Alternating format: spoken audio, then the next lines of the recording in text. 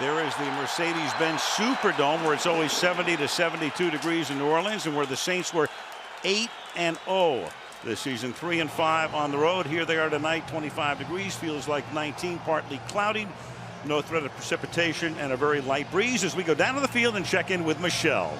Well, Al, while the Eagles have all their starters healthy for tonight, the Saints are without running back Pierre Thomas, out with a rib injury. And while they're deep at that position, the loss of Thomas is significant. He led the team in rushing, led all NFL running backs in catches, and was key in third down pass protection. And speaking of pass protection, the Saints are starting a rookie at left tackle. Teron Armstead is making just his third NFL start, all in the last 3 weeks, and he'll be blocking 9-year veteran Trent Cole, who's registered 7 sacks in the last 6 games. Now, Sean Payton told us, "I like that matchup, with all due respect to Trent Cole." Payton hinted that Cole might not be the force he was 4 or 5 years ago.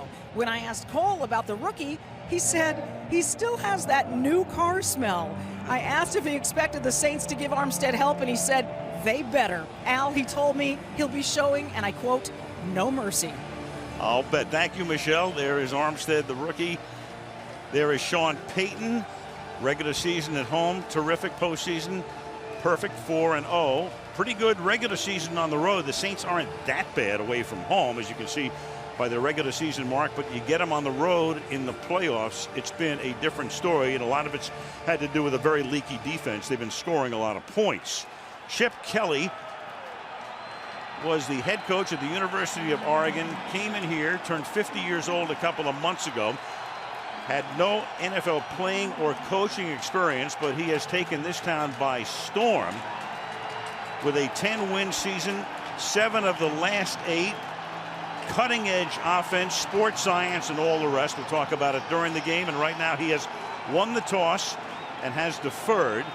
Philadelphia to kick off, and Darren Sproles to run it back. And we'll see a little bit more of Sproles tonight in the absence of Pierre Thomas. Towels waving, Lincoln Financial Field in South Philadelphia on this chilly Saturday night. And what are we going to do for an encore after that Indianapolis Kansas City game? Just when you think you've seen it all, then come in here and get a little Chip Kelly against Sean Payton, 2 great play callers. It's a great Saturday. Alex Henry to put it in the air, and away we go from Philly. 8-yard line. Sproles takes it there, coming straight up the middle, brings the ball back out to the 27-yard line. And let's take a look at the Saints starters. Drew Brees, Purdue Boilermaker. Mark Ingram, the University of Alabama. Jedediah Gabriel Collins, Washington State. Marcus Colston, Hofstra University. Kenny Stills, University of Oklahoma. Jimmy Graham, the U. Teron Armstead, Arkansas Pine Bluff. Ben Grubbs, Auburn University. Brian Della Puente, Cal Berkeley. Jari Evans, Bloomsburg University. Zach Strief, Northwestern. 2 Pro Bowlers up front and a former Heisman Trophy winner. Ingram is the running back. And there goes Ingram to the outside, and Ingram starts with a big run, a first down run on their opening play, forced out at the 44-yard line by Patrick Chung. It's a gain of 17. Tried a little stunt right off the bat and kind of got caught with it and tried to come this way and just ended up getting pinned inside by Ben Watson and Zach Strief. And for Mark Ingram, a good start there, especially now without Pierre Thomas in the lineup. Now Sproles comes in. They do a lot of shifting of personnel, unlike Philadelphia. A little swing pass to Sproles on the outside, and Sproles takes it to the 49-yard line where D'Amico Ryans makes the tackle. Brees, a 5-3 record as a Saints starting quarterback in postseason. Before that, he was in postseason action with San Diego. Another phenomenal season for Brees. 3 straight years of 5,000 or more passing yards, and he's done it 4 times in his career. 2nd and 5. Ingram is back in the game. They give it to him, and Ingram backs his way for a first down to the 45-yard line. Let's take a look at the Philadelphia defensive starters. Cedric Thornton, Southern Arkansas University. Benny Logan, Louisiana State University. Fletcher Cox, Mississippi State. Connor Barwin, Cincinnati. D'Amico Ryans, Roll Tide. Michael Kendricks, Cal. Trent Cole, Cincinnati. Bradley Fletcher, Iowa. Nate Allen, South Florida. Patrick Chung, the Ducks. Kerry Williams, Washburn. Eagles defense lining up to face Breeze and company from the 45-yard line. Play action, buys time, and then the pass is incomplete. Trent Cole was out there covering on the play. Benjamin Watson, the tight end, the intended receiver, 2nd and 10. I have to say this is what I'd be doing defensively as well. Anytime Trent Cole dropped back in the passing game as a drop linebacker, I would go right at him. But Trent Cole has really developed in this defense. Of course, made the move from 4-3 to 3-4, and he's always just been a pass rusher, showing a little versatility on that one.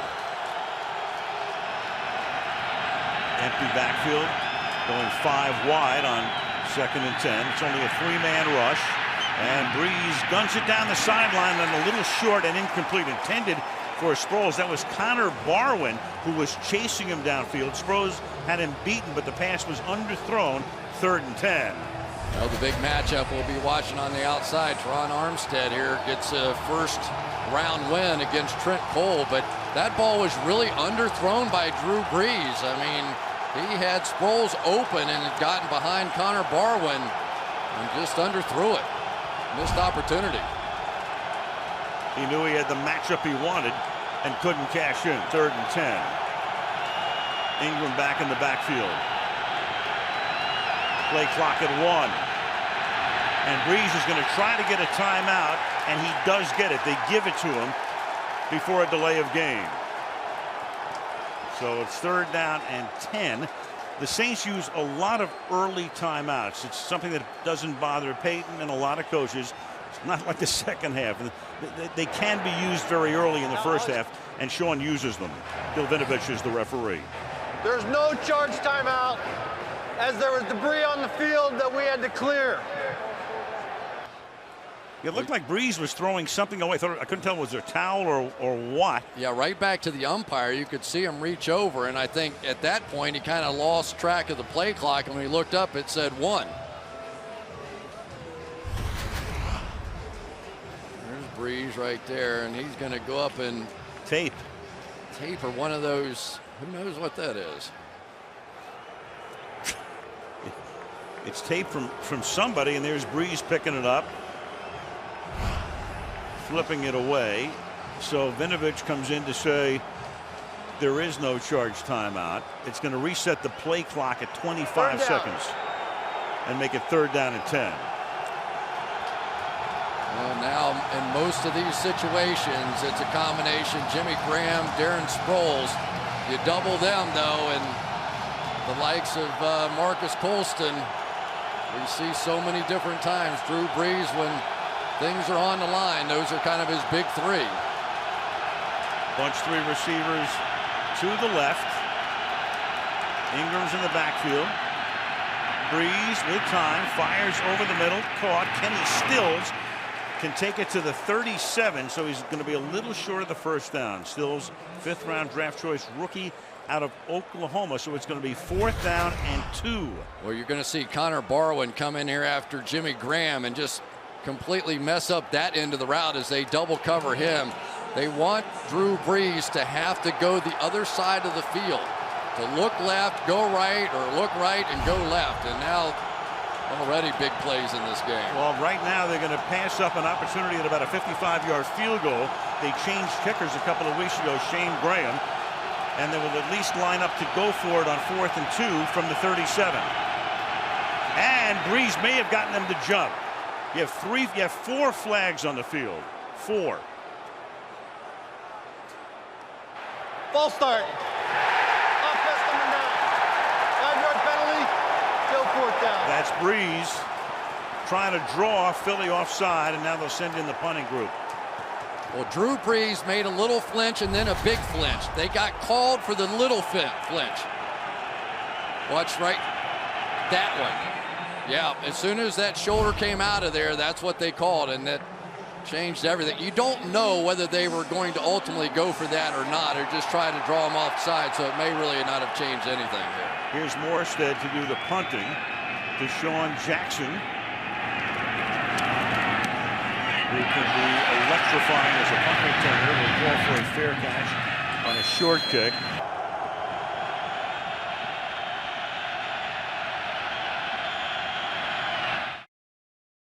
There is Foles, who led the league in passer rating, took over halfway through the season when Michael Vick got hurt. Sean McCoy led the league in rushing in the backfield with him. To the air on first down. To the outside, the pass is too tall for Jackson. So Foles, a rookie last year, picked in the 3rd round out of Arizona, saw some action. Again, Philadelphia does not huddle. Doesn't mean that they run a hurry up all of the time, but there's no huddling. Very often they'll take a lot of time. They run a play about every 24 seconds, which was the fastest pace in the league this year. 2nd and 10. Here's McCoy looking for room over the left side up to the 19-yard line. So McCoy leading the league in rushing, breaking numerous Philadelphia rushing records along the way. 5th year, 2nd round draft choice out of the University of Pittsburgh, and this offense fits him to a T. Not only on the ground, but they throw a lot of swing passes to him, and he's been phenomenal on both ends. 3rd and 7. Sean Jackson in the backfield now with LaShawn McCoy. McCoy goes in motion. Jackson flares out. Foles guns it over the middle. Caught. And that's Zach Ertz. They love to go to their tight ends. In particular, Ertz is the backup tight end, the better receiver. Brent Selleck, of course, will catch a lot of balls as well, as Dallas knows all too well. Go motion out there. Nick Foles goes that way. And one of the things the Saints were talking about defensively is don't be fooled. They're trying to get you to look one way and come back. You saw an example right there. And they give the ball to McCoy over the left side. Let's take a look at the Philadelphia starters.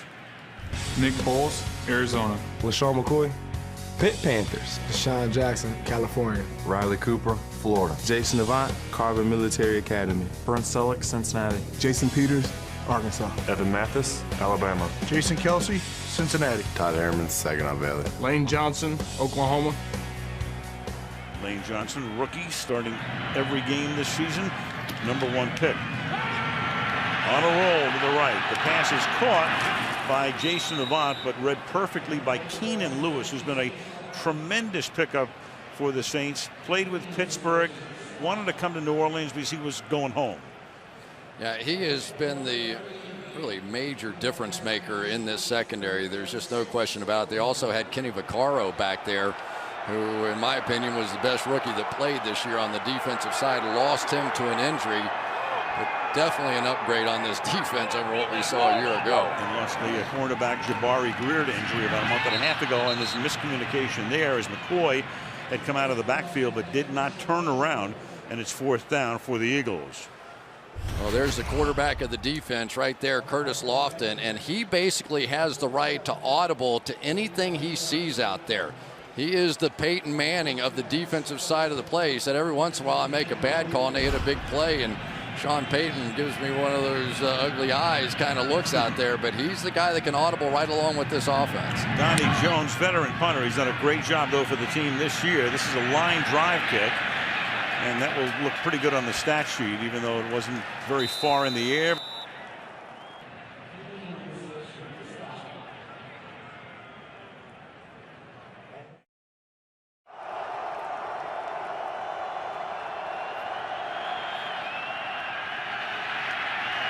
On first down, it's a 4-yard gain for Kerry Robinson, who is a rookie out of West Texas A&M. So a lot of action last week, but another guy they can go to with Thomas out. You got Sproles, you got Ingram, Jed Collins, the fullback, will get a couple of carries, and then you've got Robinson.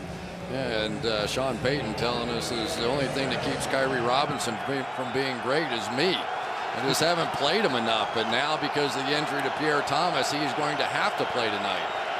2nd down and 6 with the ball at the 18-yard line. Breeze, a couple of fakes, and then the pass is incomplete. Mark Ingram off his fingertips. 3rd down and 6. Well, we've had the Eagles now 3 weeks in a row on Sunday night, and of course Saturday night, the wild card here. Last 3 games, 3 sacks, 2 picks, 2 forced fumbles.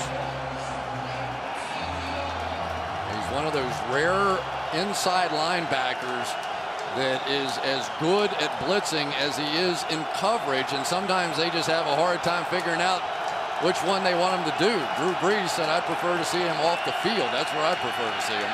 3rd down and 6.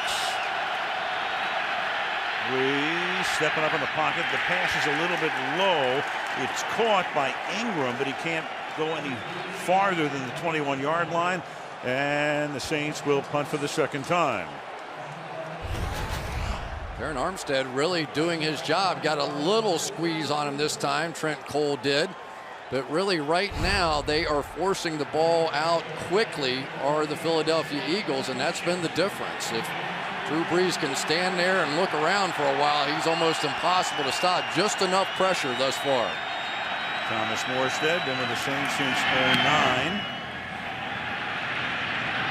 Coming up to let the ball bounce out of bounds near midfield.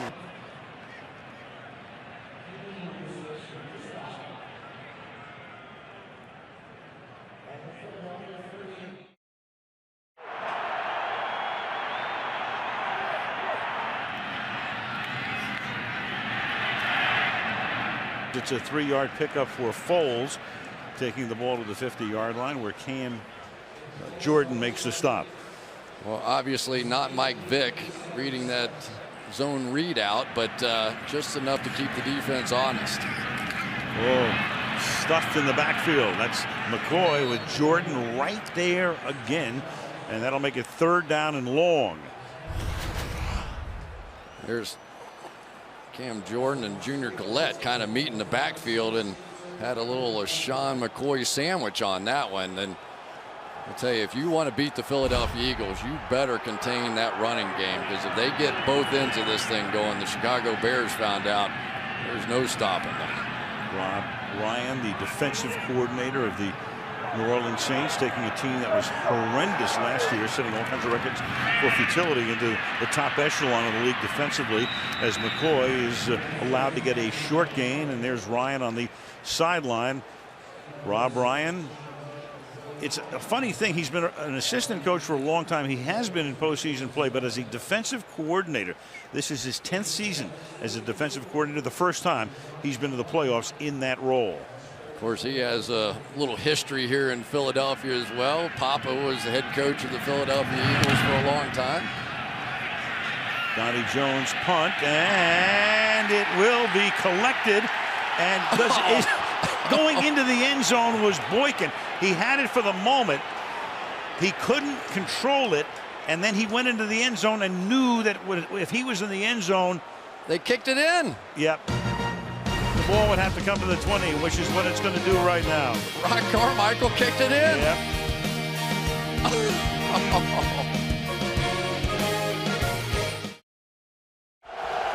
Well, this game has started with 4 punts in the first 8 minutes, 2 for each team. Brees starts from the 20-yard line and gives the ball to Ingram. Ingram won the Heisman Trophy at Alabama as a sophomore. Jimmy Graham is going to play a key role tonight, all things considered. So let's take a look here. Well, not if the Philadelphia Eagles have anything to do with it. They are knocking him around pretty good already, and it has been effective for them. That's what happens when you come out and play tight end and score 16 touchdowns on the season, just 1 off of Rob Gronkowski's record. Foot injury, plantar fasciitis, hobbling him all season, but he's still able to lead the league, as Chris said, with 16 touchdown receptions. Tremendous year. 2nd down and 3 from the 27-yard line. And this will be Ingram over the right side, plowing his way for a first down. Tackled there by Damian Square. Well, of course, the one way to start to open up passing lanes down the field is to run the football. And Mark Ingram is one of those guys. He's really had 2 big games this entire season. He had 145 against the Cowboys. We saw that, 83 yards against the Panthers. And that's 59% of the total yards he's had for the season. But a big opportunity for him here tonight. Sproles lines up at running back. He also has a fullback in the game in Jed Collins from the 30-yard line. Brees with time over the middle, and there is Jimmy Graham making his first catch of the night into Philadelphia territory to the 48-yard line. It's a gain of 21, tackled by Kerry Williams. Well, they get no hit on him this time, and there's a safety in the middle of the field.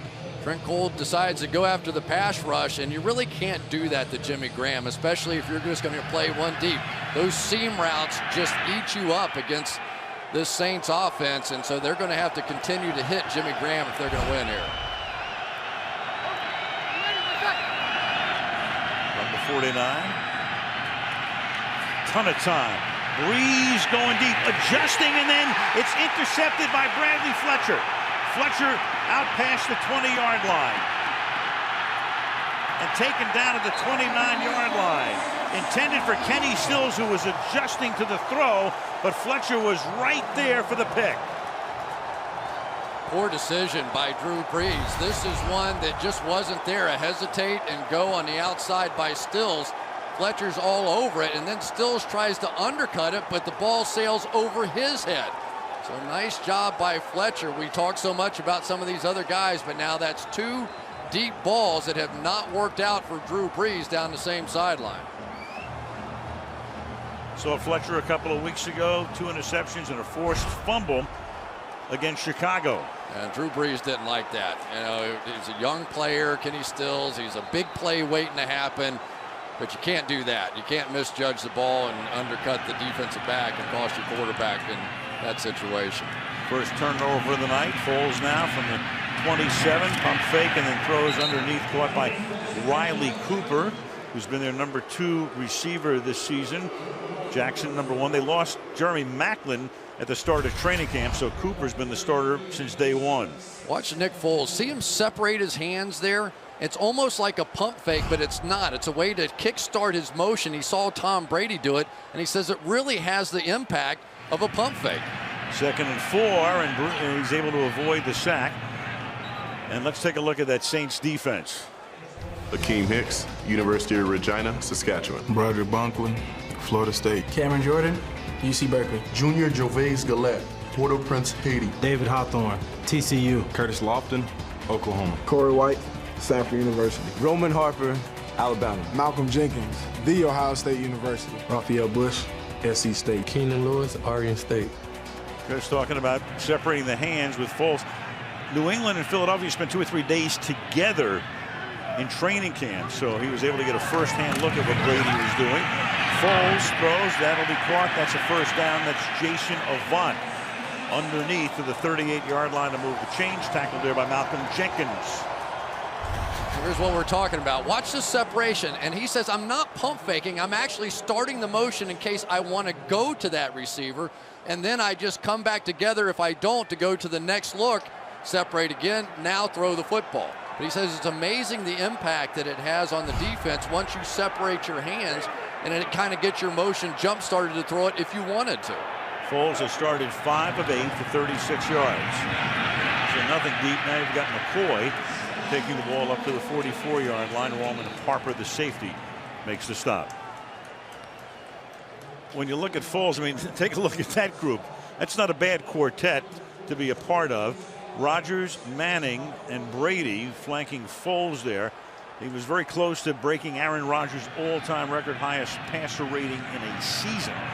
Of course, he took over halfway through the year when Michael Vick got hurt. And that pass is caught by Brent Selleck to the 32-yard line. He goes. Raphael Bush with the coverage. First down. I tell you, Nick Foles is doing some good stuff. Watch the reaction when he pump fakes to the left out here and just going to open up the hole in behind for Selleck for a big gainer. 24 yards on that play. Foles, ton of time off the play fake, but the coverage is right there. McCoy gets taken down immediately by the linebacker David Hawthorne after a short and game. Here's what happens. Your defensive line gets exhausted when they get one of these drives going. Look at them. They can barely make any movement whatsoever with this 3-man rush. Almost took the play off there. 2nd down and 7. This will be the 7th play of the drive. McCoy cuts it back, and McCoy very close to a first down. Keenan Lewis making the tackle. They're going to spot it just a little bit short of the line to gain. 3rd and 1.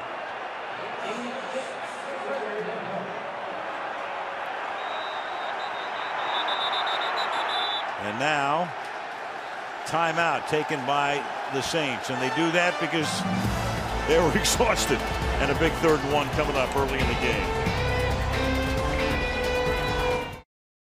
3rd down and 1 after the Saints timeout from the 23, and this is McCoy. One area where the Eagles have had problems, and we saw it last week in Dallas, is this 3rd and 4th and short.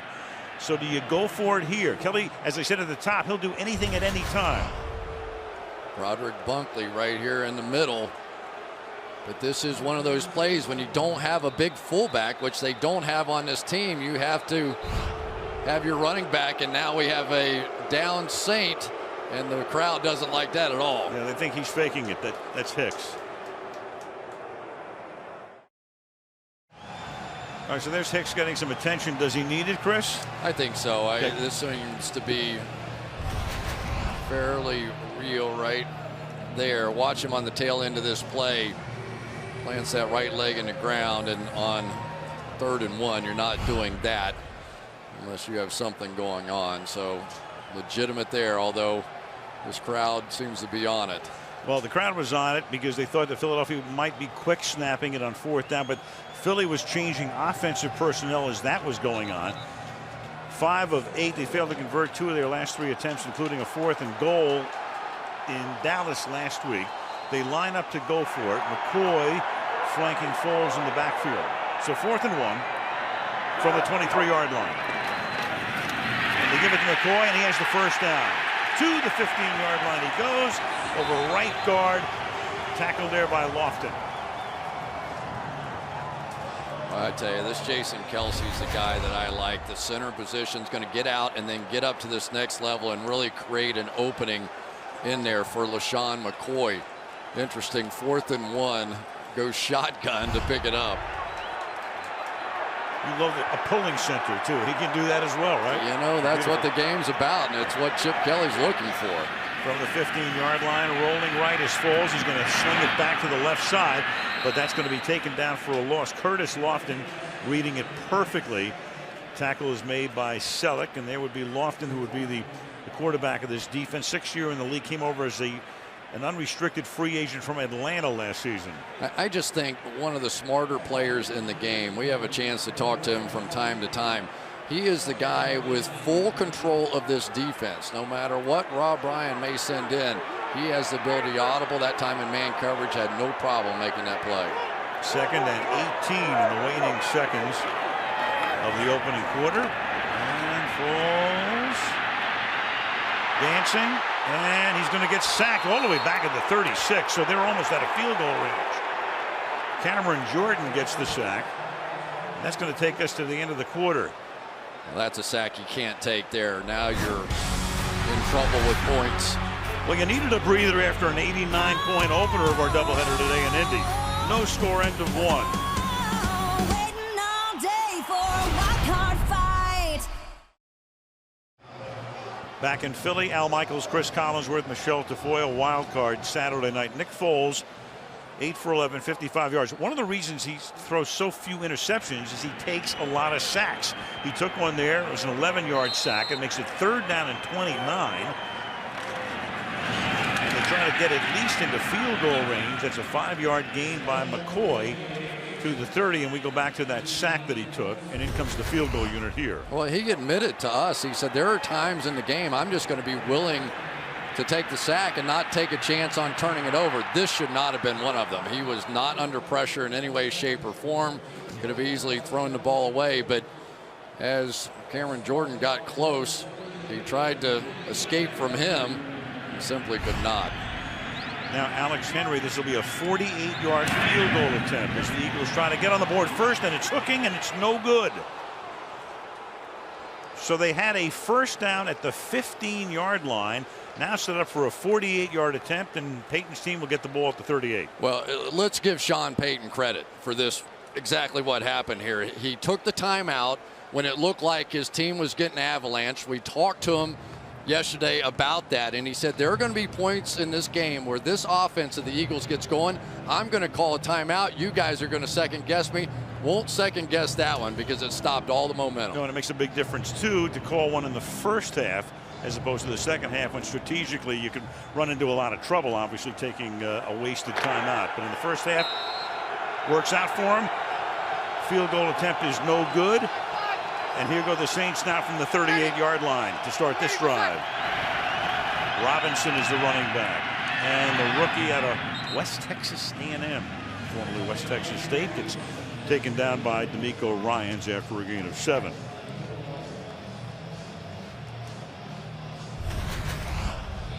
Well, here we go. D'Amico Ryans right here. Talk about the quarterback of the defense. He is for the Philadelphia Eagles. Michael Kendricks has proven athletically to be a superior talent, but the brains of the operation, that guy right there, D'Amico Ryans, they really felt like they needed a quarterback for this defense, made the deal, and he's been sensational. Here goes Robinson trying to get around the corner. He's going to be stopped a yard short by Michael Kendricks.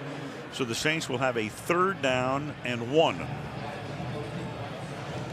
That Eagle defense, because the offense runs so many plays so quickly, they have faced 72 plays per game, the most in the NFL since the '99 Browns, which is the resurrection of that franchise. So they are on the field a lot. And Chip Kelly says, what difference does it make? Guys like to play football. We just give them more plays to play. And Breeze will take it himself and push the pile across midfield. One thing that Chip says, among other things, is that time of possession means 0 to him. He loves to say, hey, what does this mean? He goes 0. Sometimes can be a man of few words. You want to talk about his personal life? He doesn't have a whole lot to say about that, does he? But loves talking football. And I think that, you know, he has really earned the respect. There were a lot of people that just didn't think this offense was going to work. And if you'd have told them that it was going to be Nick Foles instead of Mike Vick, the percentage would have gone down even further than that. But he has proven himself worthy and then some of the National Football League. Play fake to Ingram. And then the pass goes to Ingram. And then Ingram's going to have a 1st down. Tackled there by Connor Barwin. Good ball handling by Breeze per usual. Pass over the middle. Two good offenses, two different styles, though. When you take a look at that, Eagles 2nd in the league and the Saints 4th in the league. So both can run it up. But the Saints are 2nd in the league in time of possession. San Diego would be 1st. Eagles were last. A lot of ways to skin the cat. From the 38-yard line, here's Ingram. Gain of 1. There's Benny Logan making the play, the outstanding young linebacker, and they were able to trade away Isaac Sopowaga because of Benny Logan's ability to play nose tackle for the Philadelphia Eagles. This is a good bunch up front stopping the run. Cedric Thornton, very good. Fletcher Cox, a #1 draft pick. So the growth of this young defensive line has been really significant in them turning it around in the second half. 2nd and 9. Got those 2 Pro Bowl guards in front of Breeze as he throws and falling down, but still making the catch. Out in the flat is Darren Sproles. And before he can get up, he is tackled at the 31-yard line. Ryans is there. It'll be 3rd down and 3. I'll tell you, the guy that's played pretty well so far, Teron Armstead. Everybody was so worried about what would happen with him against Trent Cole. Sean Payton wasn't, and really watching him on tape last week, the growth that he showed from one week to the next was pretty remarkable. Greg Hardy got after him pretty good in that Carolina game, but he looks like a guy that is going to be okay. One of the best athletes at tackle we've ever seen. Lost Ramon Bushrod to free agency to Chicago in the offseason. Sproles turning it upfield and picking up the 1st down. Cedric Thornton making the tackle. So the Saints on the move. This drive 4 minutes old. They've run the ball 5 times and passed twice on this drive. I don't think that the Eagles defensively were thrilled to hear that Pierre Thomas was going to be out of the game and they were going to get more of Darren Sproles. Defensively, he is one of the most dynamic playmakers in the game. And of course, Marcus Colston on the outside, a guy that has provided a lot of big plays over the years as well. Colston right now still looking for his first catch of the night. Will it come here as the play clock goes to 0? Instead, the pass is incomplete. Everybody is covered. That was Sproles out in the flat. It'll be 2nd down and 10. It is pretty amazing, isn't it, when you watch this offense and Jimmy Graham out there about 6'7" and Darren Sproles about 5'7", and those are the two cornerstones of this offense. Dynamic playmakers. You really have to double both of those guys when they're on, and it creates opportunities for the rest of them. Sean Payton, one of the very best at play calling. Of course, suspended all of last year when the Saints went 7-9. Back this year. Got into an 11-5 mark, but losing 3 out of 5 down the stretch. 2nd and 10 as Breeze has time and then checks it off underneath and swallowed up as Ingram at the 20-yard line. You know, you look at the Saints and going down the stretch, it looked like they could be the number 2 seed. And then they went into last week's game, they could have been 2, 5, 6, or out. Here's our guy, Tron Armstead on the outside. I think he set the record at the combine for fastest offensive lineman ever, about 4.7. I'm not racing the guy. That's amazing for a guy at 300 pounds, isn't it? 3rd round pick, played his college ball at Arkansas Pine Bluff. 3rd down and 7. Ingram is in the backfield. He gets a good block to let Breeze get the pass away, and then it's Graham making the catch and losing the ball, and it's a fumble and a recovery by Philadelphia. Fletcher Cox. Of course, everything gets reviewed, so did Graham have control?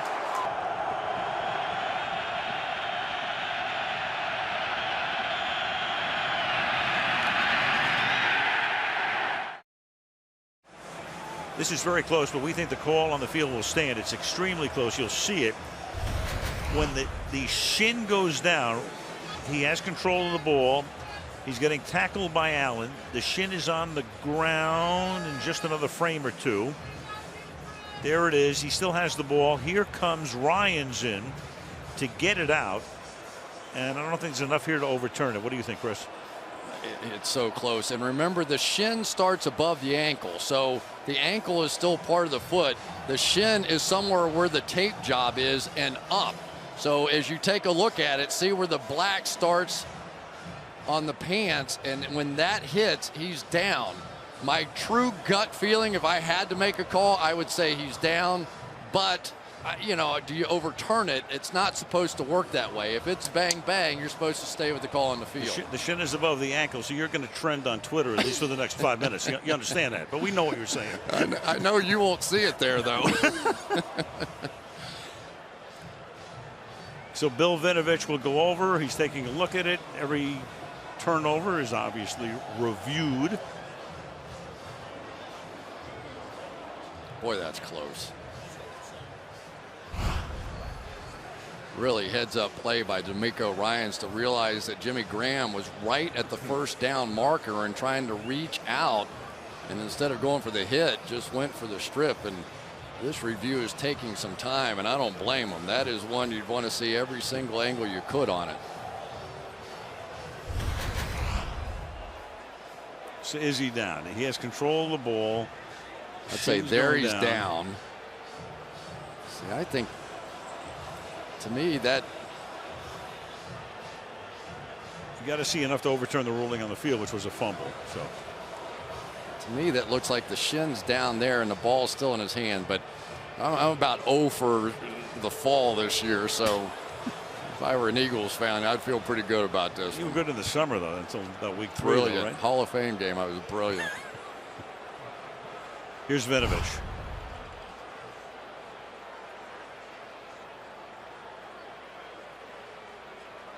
After reviewing the play, the ruling on the field is reversed. Ooh. The receiver was down by contact at the 13.5-yard line. It'll be 4th down and a half yard to go in the middle of the field. It's a new year. There what you happened? Go. Yeah, 2014. Shin's above the ankle. There you go. And now you're going to go for it. At least they're going to line up to go for it on 4th down. It's 4th down and inches at the 13-yard line.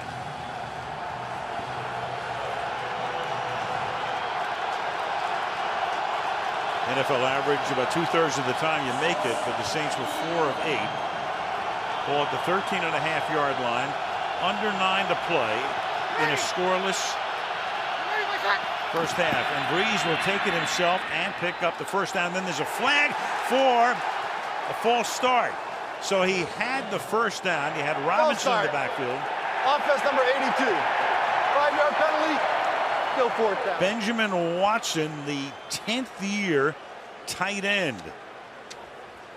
No doubt about it. He flinched on the play, and really no reason for it right here. He is not going to be anywhere close to the point of attack. No doubt. Good call. So now Shane Graham, who took over the kicking duties when they let Garrett Hartley go a couple of weeks ago. Luke McCowan to put it down. This is a 36-yard attempt. And there are your first points.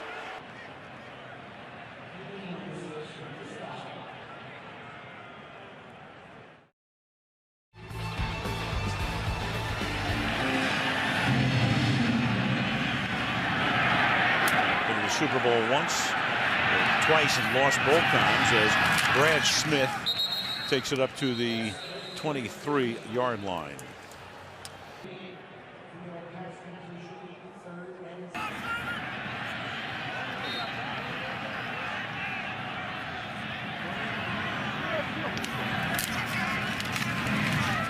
McCoy to the outside on first down. Not very far. We check in with Michelle. Well, yesterday morning, Sean Payton showed his team a music video with clips including Drew Brees, Darren Sproles, and others, all starring in college games in sub-freezing temperatures. He set the video to Bing Crosby's Winter Wonderland. They had dry ice in the room for a foggy, freezing ambiance. He told me he wanted to make light of all the talk that the Saints can't play in the cold weather, Al. And Michelle, tonight he gets a big break because it's in the 20s, but there's really no wind to speak of. Avant to the 29-yard line. There was a blizzard here on Thursday night. Yesterday was ice cold in the morning. Last night it got down into the single digits, but today clear, sunny during the day, and in the 20s at night. Not bad. I mean, compared to Green Bay, this is Maui. We're not complaining here. 3rd and 3. Good coverage there, and the pass is incomplete. Selleck, the intended receiver, and he's covered there by Roman Harper. 4th down. Boy, a nice play by Roman Harper here, coming over and making this one. Roman Harper really had to step back into duty. He missed a good part of this season with an injury when Kenny Vaccaro went out. And the Saints, a very unusual team. When they go to nickel, they put 3 safeties in the game instead of another corner. Paid off there. Here's Donnie Jones. Booming kick, backing up 18-yard line. Darren Sproles back to the 32. So it's a 14-yard run back after a 53-yard punt.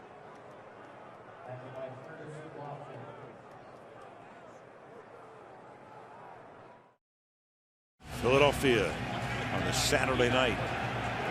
Well, I tell you, the stars are not showing up so far for the Philadelphia Eagles. LaShawn McCoy under 3 yards a carry. Deshaun Jackson zip for the night. Sproles is the back here on first down. Breeze with protection over the middle. That's the first catch of the night for Marcus Colston. Well, the story coming in, Teron Armstead, how would he do? So far, he's been pretty good. One of the nice things that happens on this offensive line, they're so good up front with Ben Grubbs and Jari Evans and Brian De La Puente. Drew Brees has had plenty of room to step up into the pocket, but Armstead has more than held his own on the outside. Well, Charles Brown starting 14 games again. We mentioned Bushrod went to Chicago as a free agent.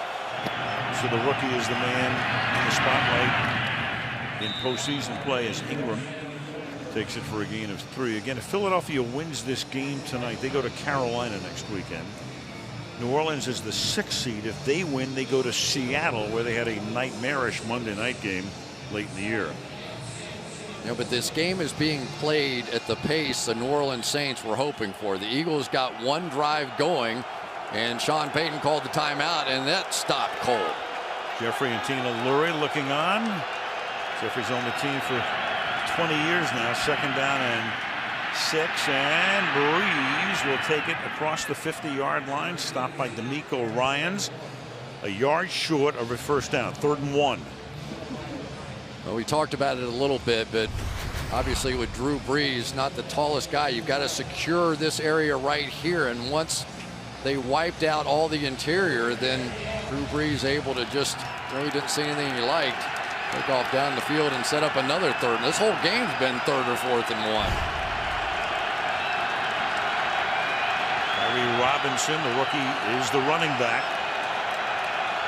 Setting up deep in the backfield. Going to give it to him. And he's going to fight his way for a first down. To the 45-yard line goes Robinson. You know, this Kyrie Robinson is some story. He was a free agent, but he wasn't even called afterwards. He had to go through a tryout just to get signed for training camp and almost didn't make it to camp. I mean, that's pretty amazing. And now here he is lined up in a playoff game, and they're handing him the football in key situations. Won his job by leading the league in preseason rushing yardage. 228. Of course, when you're trying to win a job, you're going to get a lot of opportunities in preseason, and he made the most of them. From the 44-yard line, swinging to the outside goes Ingram. And Ingram is able to turn it into a gain of about 4 before Kerry Williams, who played last year with the Super Bowl champion Ravens, forces him out of bounds. Isn't it interesting? Chris Ivory earlier in the year had the big game for the Jets against them, and everybody started screaming we traded the wrong guy. We should have traded Mark Ingram. And then Ingram came right back against the Cowboys and had a huge day there. And now he may be counted on for as long as this playoff run may run for the Saints. Well, Pierre Thomas out and using Sproles, Ingram, and Robinson rotating them here. Brees throws. It's picked off at the 35-yard line. That's D'Amico Ryans. And out of bounds in New Orleans territory. Second turnover tonight for the Saints. Really couldn't have been any easier for D'Amico Ryans right here.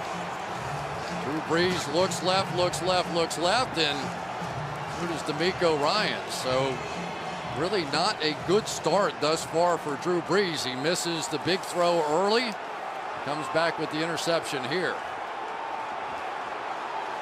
Ryans had 2 interceptions during the regular season. When you've got the history of losing on the road in the playoffs, it just starts building the pressure even more the next time you go out. From the 44-yard line, first down. Fake to McCoy. Foles hangs in. Wide open is Riley Cooper to the 22-yard line. Raphael Bush with the tackle. Crowd chanting Coop. 22 yards. When you go in motion and the corner runs with you, you know it's man coverage, and I think Nick Foles knew right away where he was going. Corey White essentially now the 4th cornerback that would be playing in there. They've had a lot of key injuries at the corner. Jabari Greer, Patrick Robinson. Would imagine when they get the opportunity, they're going to try and pick on Corey White. Jackson in motion. He's still looking for his first catch of the night. And the pass is caught underneath. Taken down to the 19-yard line is Zach Ertz. Curtis Lofton making the tackle. Well, if there is a Jimmy Graham type player on the Philadelphia Eagles, Zach Ertz was drafted to be exactly that. And here's Deshaun Jackson, who has had so many big games in his career against the Saints, but so far they have taken him away, and Keenan Lewis has a lot to do with that.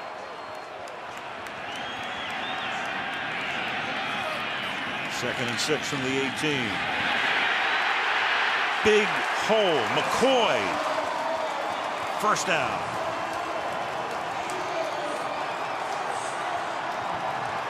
Kind of interesting. Jason Kelce that time tried to get the reach block going and kind of overran the play, and McCoy said, all right, fine, you're going to try and push my guy that far out there, Broderick Bunkley. I'm just going to take it back the other way. And it was kind of interesting talking with Chip Kelly about some of the things that LaShawn McCoy does. He said, yeah, he frustrates me sometimes when we have a play design and he jumps it outside, but when he jumps it outside and goes for 40, I don't complain too much about that. First and 10 from the 11.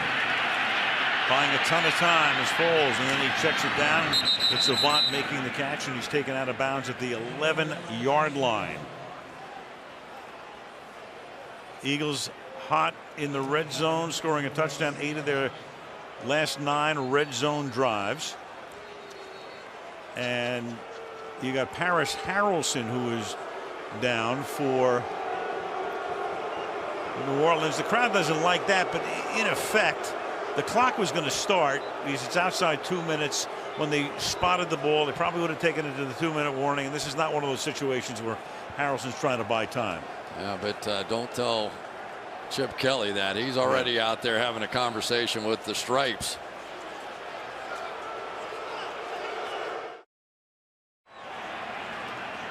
Because the clock will be wound down because of was out of bounds. Then the ball gets respotted outside 2 minutes to the half. They'll wind it down to the 2-minute warning.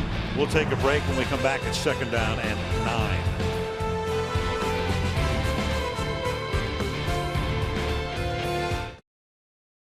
Saints on top 3-0 with 2 minutes to go in the half. It is 2nd down and 9 for the Philadelphia Eagles at the 10-yard line. The Eagles second in offense this year, second in yardage in the league. They've been limited to 112 yards in the first 28 minutes. 2nd and 9 from the 10. Showing a 3-man rush, and they send 3, and the pass is incomplete in the back of the end zone. Zach Ertz was there, covered by Corey White. So they rush 3, 8 in coverage, 3rd and 9. Well, that's what they do. They get matchups on the outside. You get Zach Ertz, a big, tall tight end, a perfectly thrown ball by Nick Foles. Ertz really has to hold that line inside a little bit better than that. He just had nowhere to fade to the ball. A bigger guy should have been able to squeeze that corner inside and leave himself some room to the outside. Again, a 3-man rush all night in the pocket. And then the pass is caught by Cooper. Touchdown.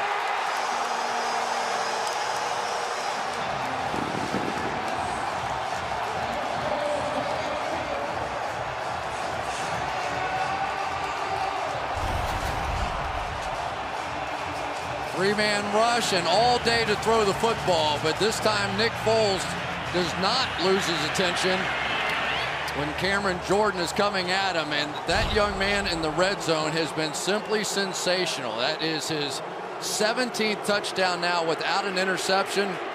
Big time play by Nick Foles. Foles with otherworldly numbers this year. 27 touchdowns, 2 interceptions.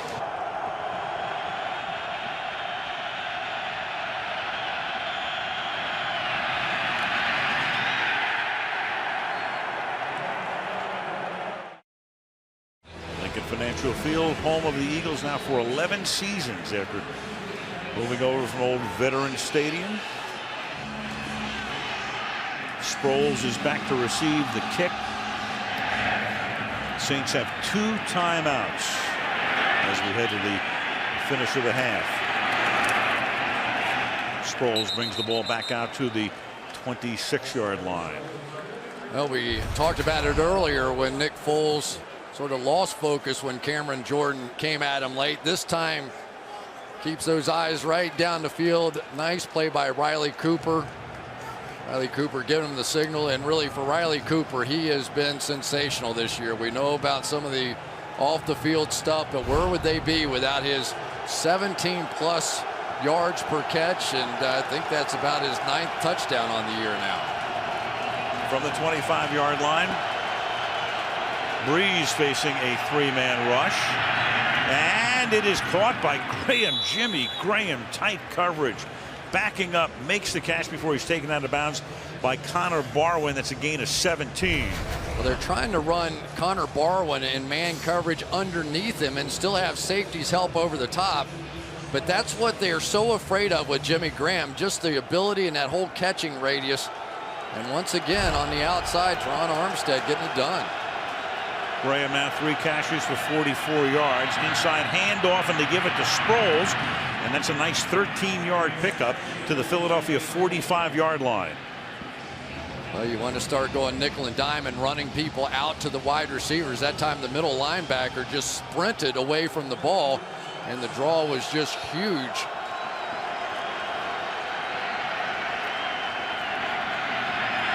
Breeze. Oh boy, he cocked the arm and almost had it taken away by Brandon Graham, and then Graham gets there for the sack, and Philadelphia is going to take a timeout. 2nd and 12.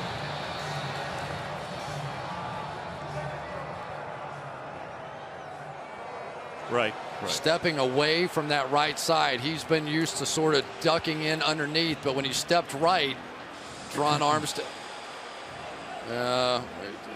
you know, whatever. But I thought it was more of, you know, you're going to blame Armstead on that one, but he's used to him being tucked up in the pocket up there.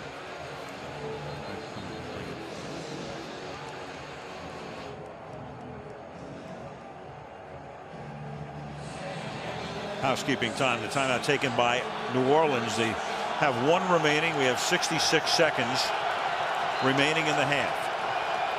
2nd and 11 from the 46 of the Eagles.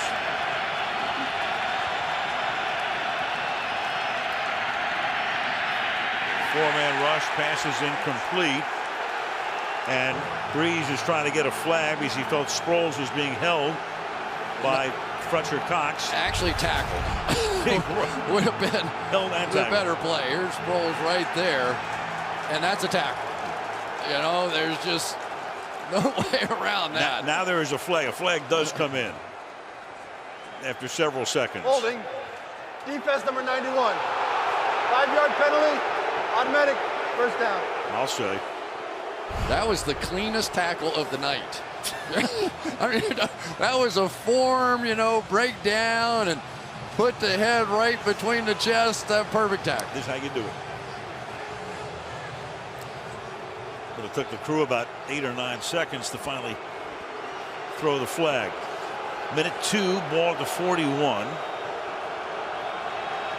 Eagles up by 4.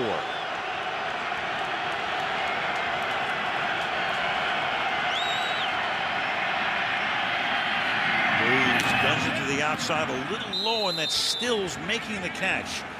The rookie out of Oklahoma has had a lot of big plays this season for the Saints. Yeah, they're starting to double down the middle against Jimmy Graham and Colston and some of those guys, and now the outside receivers are getting that one-on-one coverage, and Breeze sees it. Gain of 14. And Breeze into double coverage and incomplete. Graham is there, but he was covered by Nate Allen. And Allen had help on the play as well. It'll be 2nd and 10. Well, sometimes even if it is double coverage, you're going to do it. So here's the inside route. They're going to double Jimmy Graham, as they should. And on the outside, Bradley Fletcher now is going to be one-on-one. And that's really where the ball should have gone. Although Jimmy Graham has caught 16 of those for touchdowns, so you can't argue too much. 34 seconds, 2nd and 10. Sproles is the back.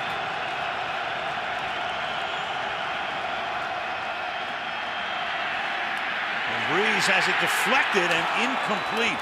Connor Barwin, who's known for that great vertical jump we saw him last week in Dallas, basketball player at Cincinnati, knocking it in the air. Well, it was a perfect play by Connor Barwin, because first of all, he had Darren Sproles and he knocked him off the path, and then flipped around and still tipped the football. That is as good a football play by an outside linebacker as you're going to see right up here. Watch him. He's going to take Sproles out of the play first and then knock the ball down. 3rd and 10.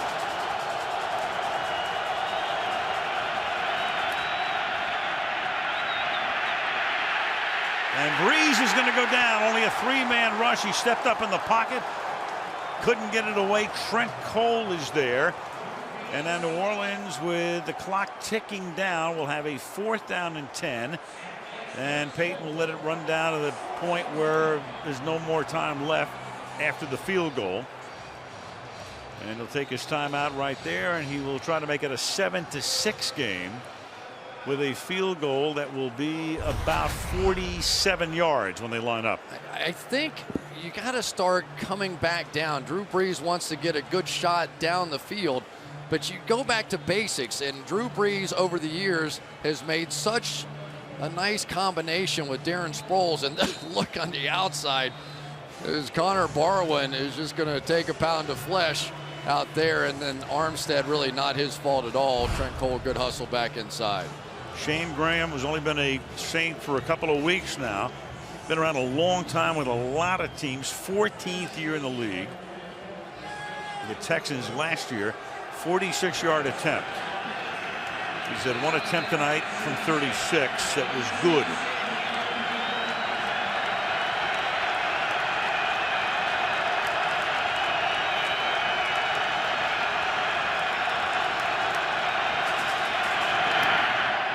Graham's kick is just inside the right upright. Go figure. 89 points in Indianapolis in today's game. 13 at halftime here. 7-6 Philadelphia. So Bill Davis, the defensive coordinator for Philadelphia, and Rob Ryan, the defensive coordinator for New Orleans. Their units have done the work. Philly had won the opening toss and deferred, so they get the second half kickoff. Thomas Morstead to send it down to Brad Smith. Comes up and fields at the 6. And then slips down at the 25-yard line is where they'll spot it. And we go to Michelle. Yeah, Al, I asked Chip Kelly about Deshaun Jackson, the fact that he's had 0 catches. How do they get him more involved? And he said, we've got to get everyone more involved, not just one player. But the touchdown drive, he said, show them they can make plays. They just need to be more consistent. As for Sean Payton, he said they had self-inflicted wounds, but they can correct those. He said, I'm excited and encouraged. We're only down 1 point, and we're defending well. He thinks that bodes well. All right, thank you, Michelle. And the weather has been no issue for the Saints tonight. Mid-20s, but no wind, good conditions. Foles steps up, throws, caught 6-yard gain as Jason Avant makes the catch at the 31-yard line. Well, we see it all the time, but Jason Peters doing a good job, and then coming out is Evan Mathis's buddy. So just about the time that Junior Gillette thinks he's got a little something going, he gets a rib shot from Evan Mathis. Spotted at the 30, second down and 5. Blitz coming, and Foles hit as he throws, and he does get it away. That was Curtis Lofton. That's going to be intentional grounding. He was inside the tackle box. Who was he throwing it to? No flag yet. Vinovich discussing it. He's between the tackles, and here comes the flag. Because all he was doing was avoiding the sack. Obviously, you got to be outside the tackle box. That's the call. Lost it down as well. Offense number 9. 10-yard penalty. Lost it down. 3rd down.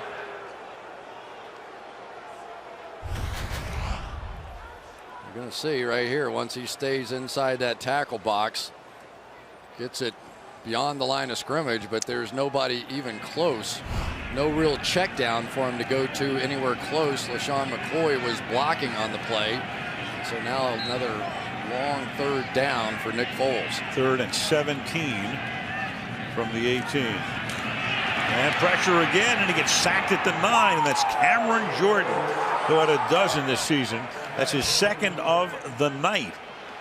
And so an inglorious beginning to the second half for the Philadelphia Eagles. It's 4th and 26. Here we go, working against the rookie, Lane Johnson. So we've been talking a lot about Teron Armstead, the rookie on the other side, but that time it's the 4th overall pick, Lane Johnson, that gets beat. 4th and 26. Music to the ears of a lot of Eagle fans from a few years ago, but not at this point. At the 35-yard line, Darren Sproles brings it back to the 48-yard line. So Drew Brees will take over near midfield, his first possession of the second half. And we'll take a look at some of the numbers through the opening half. Philadelphia with that great ground game, but nothing doing tonight. Passing yardage minimal for both teams. Turnovers a pair, and the second of which led to the Philadelphia touchdown. And when they've been getting beat on the road in the playoffs, it has been turnovers that have beaten them in the past. And so now for Drew Brees, he's got to settle himself to some extent. Maybe they come back to the running game now. Brees 10 to 18, 92 yards. Mark Ingram is the running back in this set. Here goes Ingram. Gain of a couple to the 49. Well, you all know that turnovers are always usually important. Coaches are always talking about winning that battle.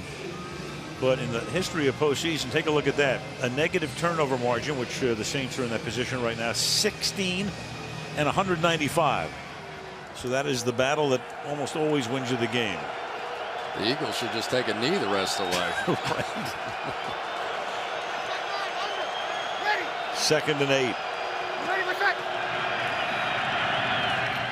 And over left tackle to the 47 of Philadelphia goes Ingram. 3rd down and 4. Well, one thing that the Saints felt like they could do is run the ball a little bit, because they didn't feel like that either of these safeties were overwhelming tacklers.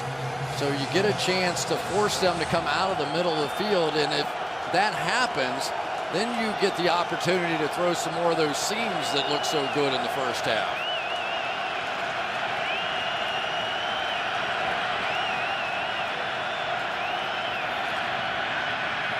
Breeze on a 3rd and 4. He converts. That's Lance Moore making the catch. So Moore gets into the action for the first time in the game.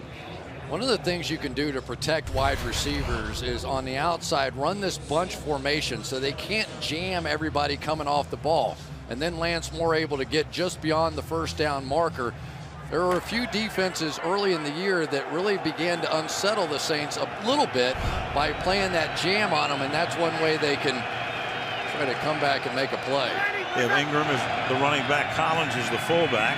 He gets in behind Collins and picks up a first down and about 7 more before Nate Allen makes the tackle. So they put Collins in, provide some leverage, and he cuts off him for a gain of 18.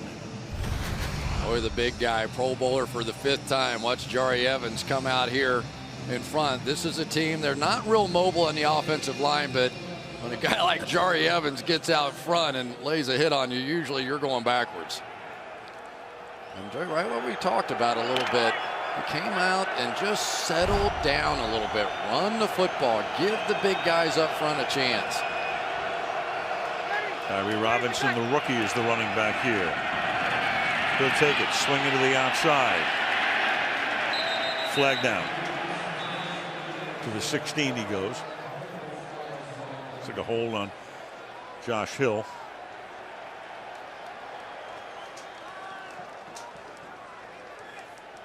Take my word for it. Or don't. You got it. You never miss anything. You want to bet? Yeah, Josh Hill right there. And as he makes the block, he's expecting that Kyrie Robinson is going to go inside. When he bounced to the outside, he really just reacted and grabbed the jersey. But Josh Hill was not brought here as a blocker. He is a guy that is a pass receiver. Had 70 catches at Idaho State. So that's not really his role. 1st and 20.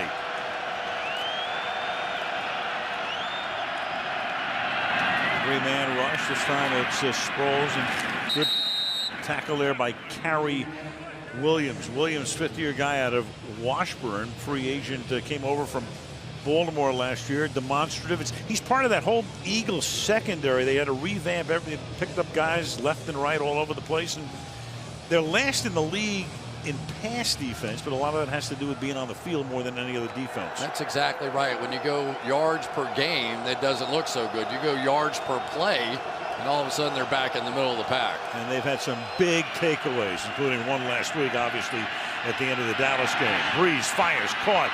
Lance Moore to the end zone. Touchdown. Lance Moore, who did not have a single catch in the opening half, 2 on this drive, salutes himself there. 24-yard touchdown reception, and they go 53 yards in 6 plays.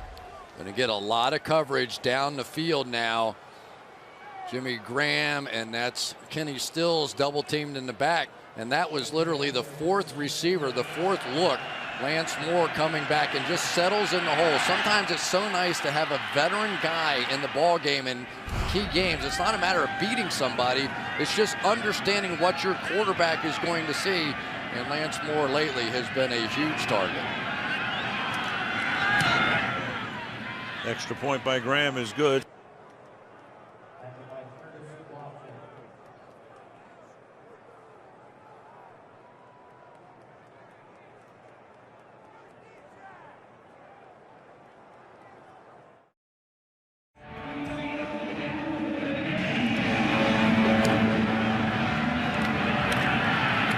show in San Diego for next year. Here's Brad Smith taking it from the goal line. To the 24-yard line he goes.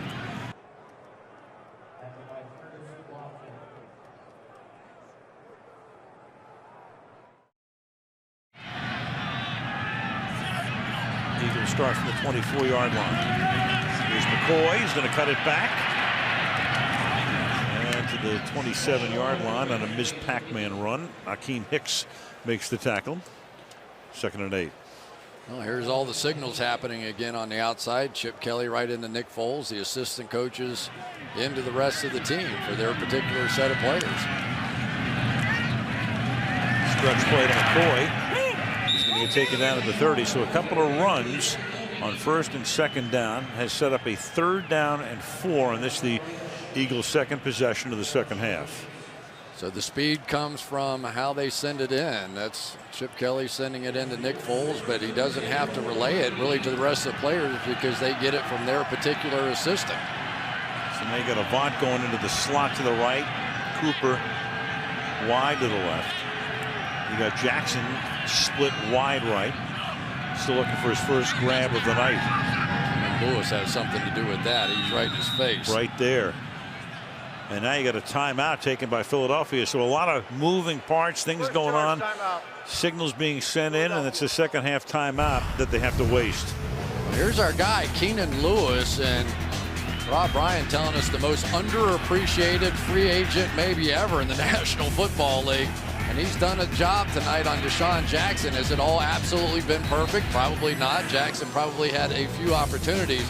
But when you get a guy that can take on one of the best receiving threats in the NFL, boy, he is worth his weight in gold. And you just wonder, he was a New Orleans guy and just wanted to leave Pittsburgh to come back home to New Orleans, if that had a little impact on the Pittsburgh Steelers earlier this season. No question. Off to their slow start. They're going to probably revamp some of that defense, and he'd have been a nice part to have been able to keep.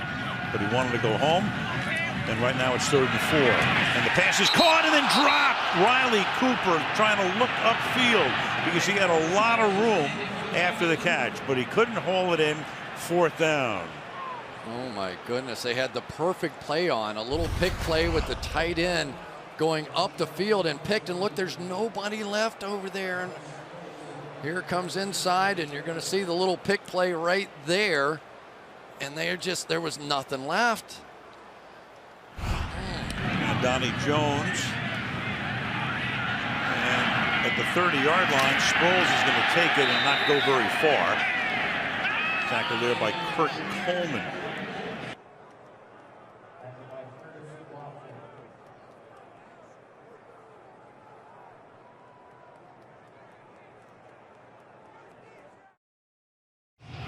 Chip Kelly called timeout to get to this play and had it set up perfectly on the outside. Going to run a little pick in there and then go across. And with the man coverage up here, there is going to be nobody left on that side of the field.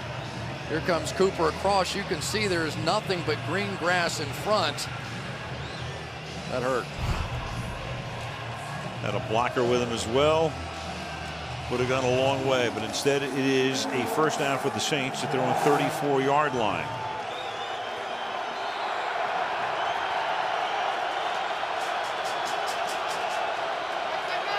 Start with Ingram in the backfield.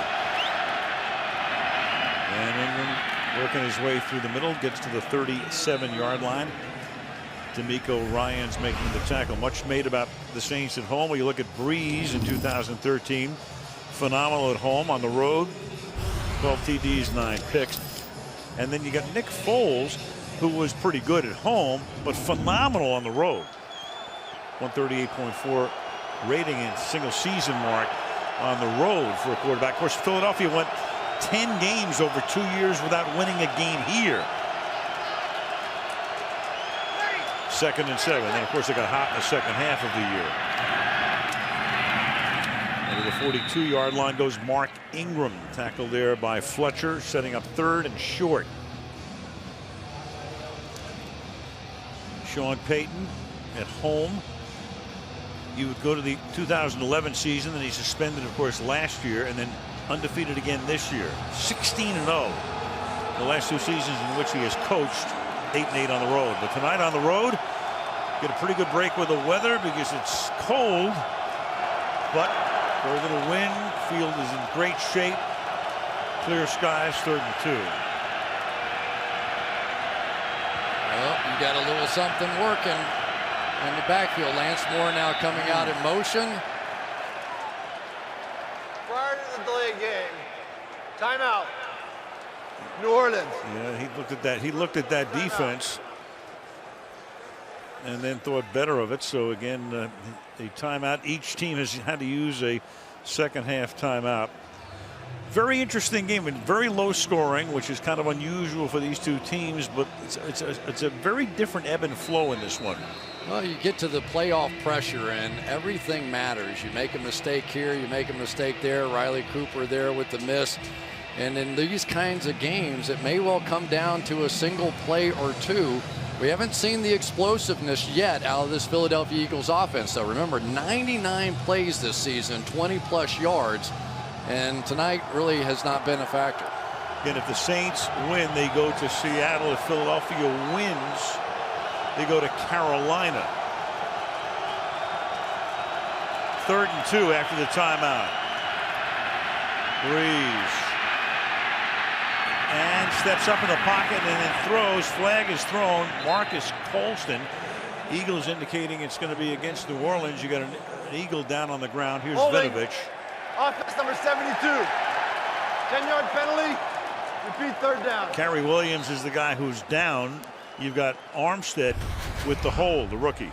Yeah, Armstead is going to end up just trying to fight as long as he could. And there's a little bit of the hold. Drew Brees had to hold the ball himself longer than he wanted. And then Armstead got exposed. Kerry Williams is big one. Oh, yeah. Kerry Williams is their A corner on the outside. Big free agent, came over from the Ravens. 3 interceptions this year, had 2 in the playoffs for the Ravens last year. He has brought an edge to this defense. Well, he has to come out for at least 1 play now. It's 3rd down and 12 for the Saints. And that's going to make a difference. Now let's see who ends up in the game in his place. Looks like Rock Carmichael. It is. Number 21. Drew Brees will understand that. Sean Payton will understand that. There's Carmichael getting some advice. I would stay away from number 22, Brandon Boykin, though. We have seen him make some big plays the last 2 weeks. Saved the game against Dallas last week. There goes Brees, and Brees will throw and make the catch for a 1st down. Kenny Stills, he knew exactly where he needed to go, and of course Brees knows Carmichael's in the game, and where does he go? Right there. Right after him. Right on the outside, make a late adjustment, drop back underneath, and of course you've got to respect the speed of Kenny Stills, but that is tremendous play calling there on the part of Sean Payton, and Drew Brees understood it as well. They've got Williams back in the game, out for 1 play, but a big play. 17 1st downs to 7 for the Saints. 6:20 remaining in the 3rd. Brees, protection breaking down, climbs that pocket, wide open, and making the catch is Benjamin Watson, the number 2 tight end, been around a long time, 10th year in the league, and Watson is able to move the ball all the way down to the 27-yard line. Right out here, Ben Grubbs on the left of the center here picks up the blitzing. Michael Kendricks just long enough. Then Drew Brees has to do what he does so well, step up in the pocket. But we have seen Michael Kendricks wreak havoc in the backfield. That time Grubbs just good enough. Gain of 27 from the 27. Ingram staying on his feet and fighting his way for extra yardage. I think Sean Payton's looking for a face mask. That was a little weird looking on the tail end of that play. Just spun him around. I'm not sure that he had the face mask, though. One of those plays that looked like it. I'm not sure if it happened or not, though. It's his arm underneath him. You'll see it here. There he is. There's Williams. Grabbed the shoulder pad. That was a good no call by the officials. And it's a 10-yard gain for Ingram. The running game has made a huge difference here in the second half for the Saints.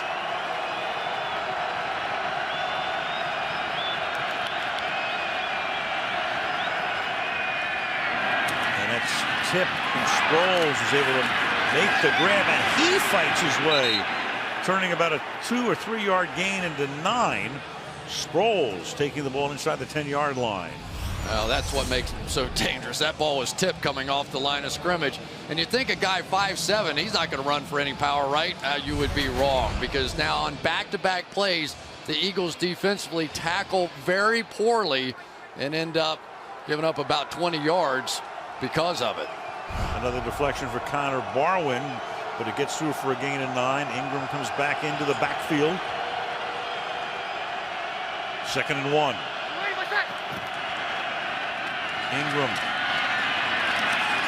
And that will make it 1st down and goal from the 4-yard line with 4.5 to play in the 3rd. And there's nothing better than being on the road and running the football.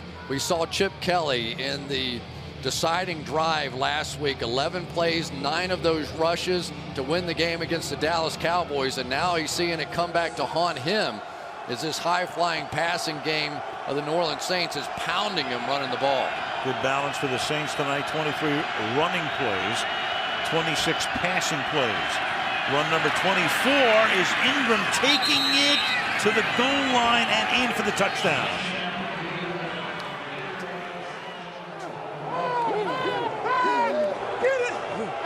Eight plays, 66 yards. Takes a little less than 5 minutes. Out of the pistol formation. Let's make sure he gets in here. Yes, absolutely. Nice job by Mark Ingram. Cedric Thornton really made a good play, probably too good a play, because he pushed Ben Grubbs all the way out of the way and left a huge cutback lane there for Mark Ingram. Feeling a little better about the Heisman Trophy winner now, aren't they? 15 carries for 91 yards and a touchdown tonight for Ingram in the absence of Pierre Thomas. Graham for the point after.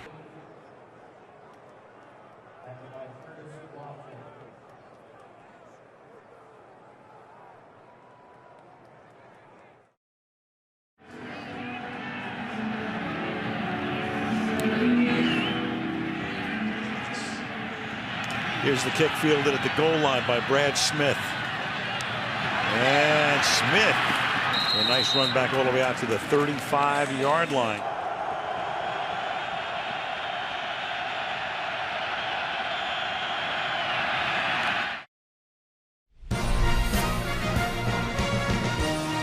The NFC Wildcard playoff in Philadelphia. What about the stars for the Eagles tonight? Held in check. Foles only 104 yards. McCoy, the league's rushing champion, 38 yards, 10 receiving, and Deshaun Jackson has been blanked.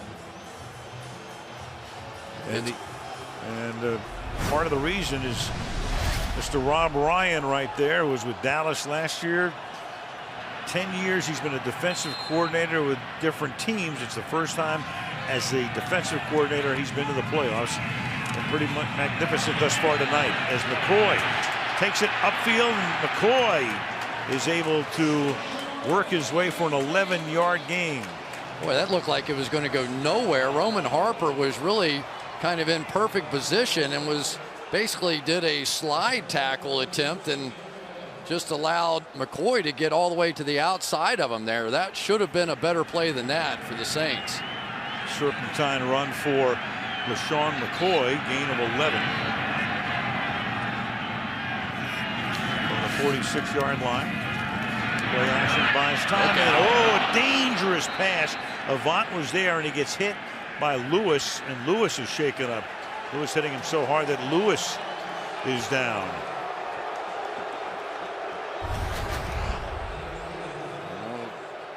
I don't know if this is in any way helmet-to-helmet kind of contact. I don't think so. He came up and sort of caught him in the shoulder pad area. But for some reason, he's down. And I'm going to tell you, there may not be a more significant injury that you could name on this team the way this game is going right now, other than Drew Brees, than if Keenan Lewis is hurt, because he has done the job tonight on Deshaun Jackson. Talked about that banged up New Orleans secondary. They lost Jabari Greer about a month ago, the cornerback. They lost Kenny Vaccaro, the rookie safety who had played brilliantly, and now you got Lewis down. And when play resumes, it'll be 2nd down and 10. Well, one of the things the league is trying to do is to get the players to quit using their head, and now you see why. It was helmet to the shoulder, but if he had led with his shoulder, would have gotten the same hit and not had the issue. Saw earlier in the day with Jamal Charles. And if this is in any way considered concussion-like symptoms, he could well be finished for the game. Don't know that that's what it is, but he looks a little groggy coming to his feet, doesn't he? Wow, and you see those sort of, you close your eyes hard and try to unscramble a bit. And now they are really going down the list. Bud Sweeting comes into the game, and they are getting thin in the secondary. So you got Sweeting. He's a rookie free agent from Georgia Tech. Been playing on special teams. But right now, Foles looking over that defense. He knows he's in the game. Sweeting lines up on Cooper. And now, before a 2nd and 10. It was a late reaction by Jason Peters. They're going to try and decide now, is he drawn or not? Neutral zone infraction. Defense number 93. 5-yard penalty. Still 2nd down. He was. They called it on Junior Gillette. I think it's the right call, but it was close. I think Jason Peters, give him credit. Good intelligence here. Understands that once he jumps, I can move. See, I don't think it was an immediate reaction, which is what the rule is, but I think it was close enough. I would have called it the same way. 2nd and 5.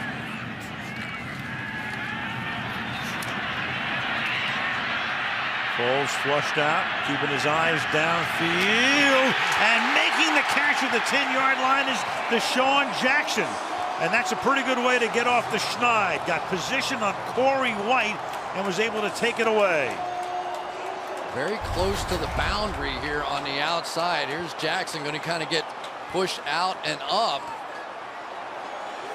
Of course, can't step on that boundary. They're trying to hustle up to make sure they don't get a look at that. But there you go. Keenan Lewis goes out and Deshaun Jackson goes up. 1st and goal. Fake, and Jackson, who spent the whole night not catching a pass, now has 2 in 2 plays. 2nd and goal. Brutal league, Al. I'm telling you, you show some sign of weakness. Let's see. Does Jackson step on the line? May have, but doesn't matter now.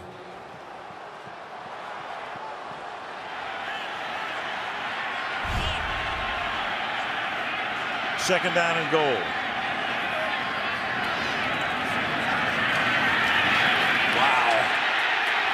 LaShawn McCoy to the 1-yard line.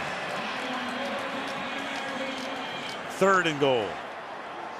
There was a lot of conversation on the part of the Saints that LaShawn McCoy reminds them of Barry Sanders. I think David Hawthorne might vote that way as well. That was pretty amazing. You know, what do you do?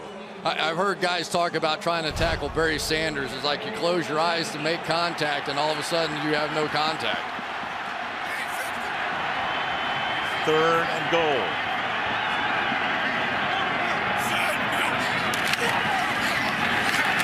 McCoy again. Stopped at the 1-yard line. Akeem Hicks is there. So you got a minute and change left in the 3rd. Down 13 points. Almost certainly to go for it here, even though the Eagles are looking over to the bench. It's a 2-possession game. One of the plays of the game so far by Akeem Hicks. Off the double team, up to make the play to set up another huge 4th down. Foles asking for quiet. The play clock down to 6. It's 4th and goal. Avant comes in motion to the inside. Play clock at 1. They just do get it off. And McCoy goes in for the touchdown.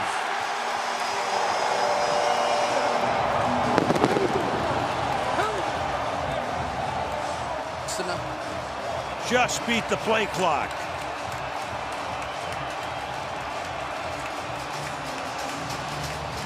Yard reception by Jackson, setting it up. In they go on 4th and goal. The power of the read option. The guy right here doesn't know if Foles is going to come down. They're going to wipe everything down here and leave him unblocked. And he has to hesitate because he's not sure if Foles is going to come out to the outside. Touchdown, Eagles. Henry for the extra point to make it 20-14 with 32 seconds left in the third. Here we go. Will Herring out there, just not sure. You can see him just hesitate for a minute. And that was just enough. They were able to bring everybody down. Essentially what that does, Al, is it gives you an additional blocker because there's one guy you don't have to block. It's what makes the option game so tough to defend. You leave one guy unblocked, you get an extra blocker on the inside, and you get a touchdown. A lot of interesting stuff, obviously, on that series. If Jackson had been out of bounds, Sean Payton could have challenged that on the 40-yard reception. And I don't know whether he didn't think he was out of bounds or whether he got some word from upstairs or what. It was very close. Well, and it happened on his side of the field, so he got a pretty good look at it. So he must not have been out of bounds, or he didn't think he was out of bounds. That set it up, a 6-point game, 20-14 with 32 seconds remaining in the third. Not such a low-scoring game anymore, is it? It's 3-0 for a long time as Sproles elects to down it in the end zone.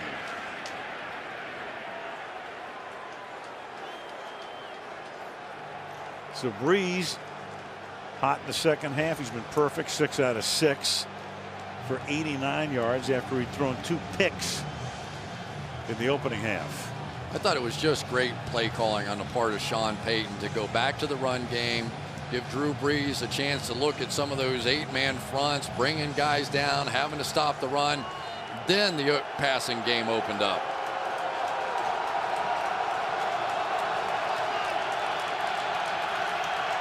From the 20. Play action. Pressure on. Breeze throwing. Incomplete. Brandon Graham putting the pressure on from the backside that time. 2nd down and 10. Yeah, and Drew Brees has got to take a lesson from this because Tron Armstead, as long as he's stepping up, is not having problems. But when he is moving this way, now Armstead's expecting his quarterback to be in here. And now he's escaping late, and we're seeing Breeze take some hits. So he really needs to begin to work back up in that pocket. But that time, I think it was Cedric Thornton that got some pressure up the middle, and that's what flushed him out. Crowd roaring, 2nd and 10. Over the right side, 7-yard gain, flag down Ingram to the 27-yard line. Against the Saints. I think it was Brian De La Puente. Holding. Offense number 60. 10-yard penalty. Repeat 2nd down. The old outside zone play where all those linemen synchronize movement to try and get out front and then let the back cut where he may. But another takedown on the part of De La Puente. 2nd down, 20 now from the 10.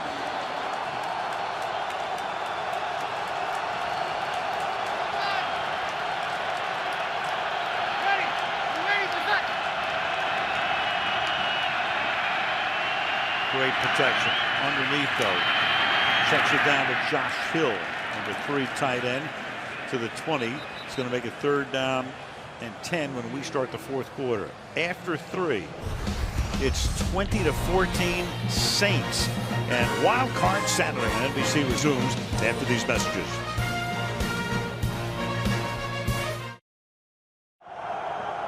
20-14 New Orleans. 3rd and 11 for the Saints from their own 19-yard line. And they give it to Sproles, and he gets stopped at the 21. So the Eagles with a big stop with Vinnie Curry right there. And the Saints to punt.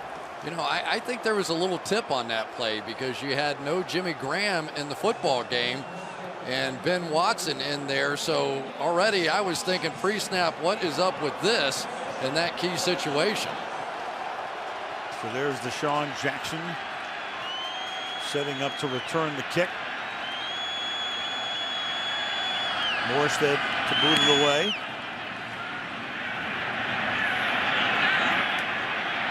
.48-yard punt fielded by Jackson going down the sideline, and he's out of bounds in front of the New Orleans bench.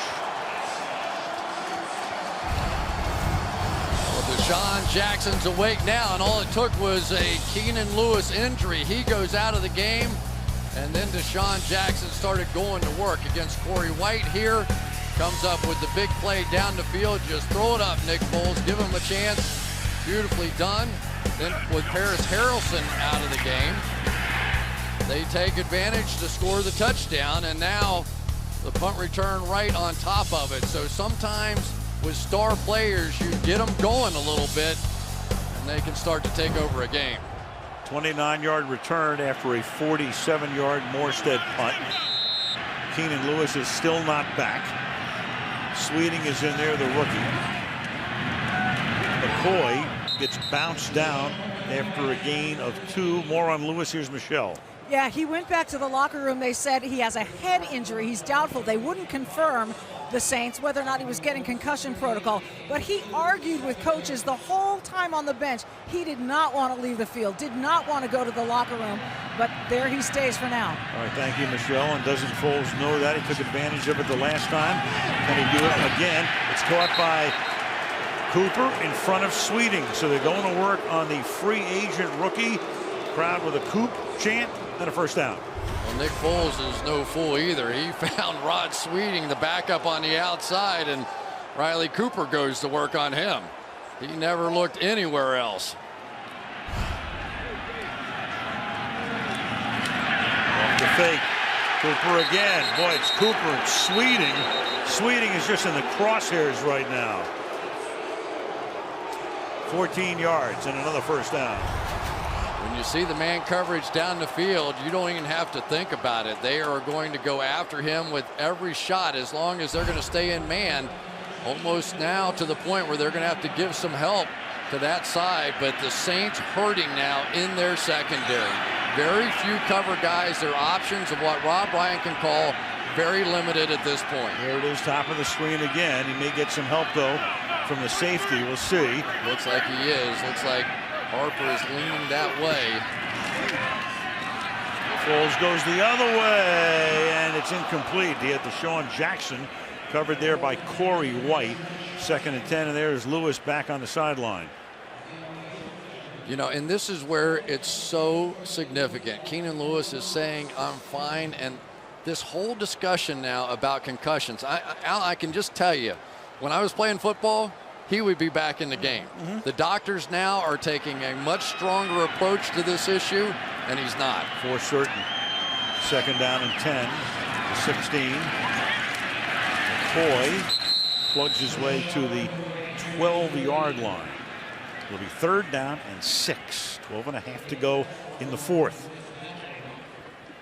Boy, here's a play, isn't it? Rob Ryan, who's seen a few games at the end slip away from him on the road this season, knows he is his hands tied right now with who's playing in the secondary. Cooper and Sweeting, top of the screen. Full surveys, guns it over the middle. It's going to be short of the first down. McCoy makes the catch. It's going to be 4th down and 2 or 3.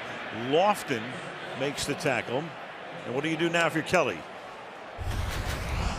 This is interesting. Going to see the safety help again. They're not going to let one guy beat them on the outside, and now looks like the field goal unit is coming on. That is a long one, and they've had some issues, let's face it, on 4th down. So cut it to 3.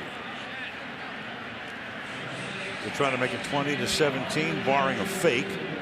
Don't you get the feeling that Chip Kelly just hates this? Yes. I mean, it's just grinding on him, the fact that he has to kick this field goal. The whole world is 4-down territory for him. He got a flag before the snap. False start, looks like. False start. Offense, number 64. 5-yard penalty, still 4th down. It's Matt Tobin. But that is a huge stop now for the New Orleans Saints defensively. And now it is truly going to be up to Drew Brees and this offense to win the game. Offensively, you have to understand your defense is in a precarious position, and you're going to have to score touchdowns to win this thing.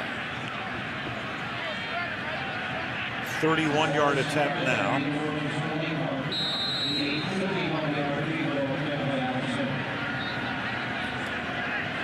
Jones to put it down. Henry to put it through from 31. So 11-14 left in regulation. The Saints lead is now 3.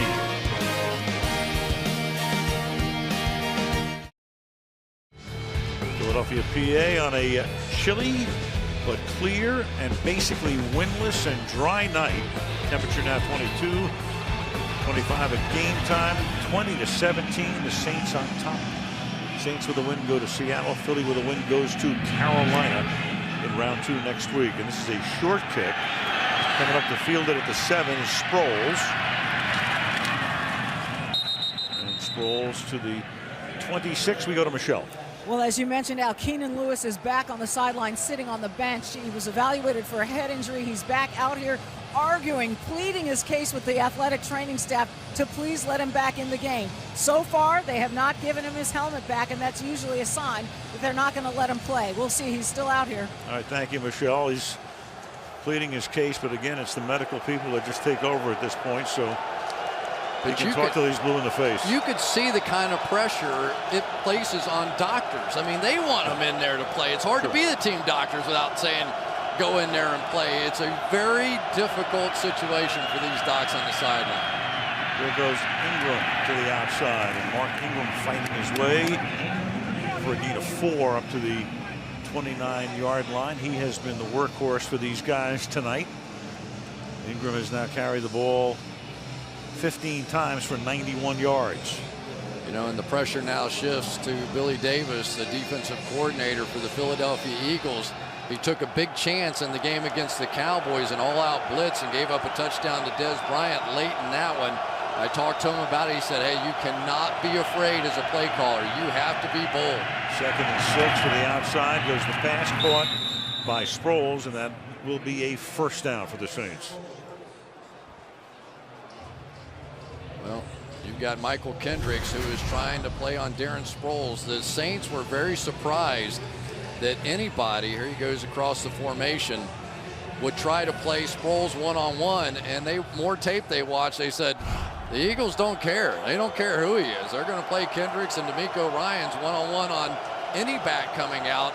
I still think that for Drew Brees, that can be a factor coming down the stretch.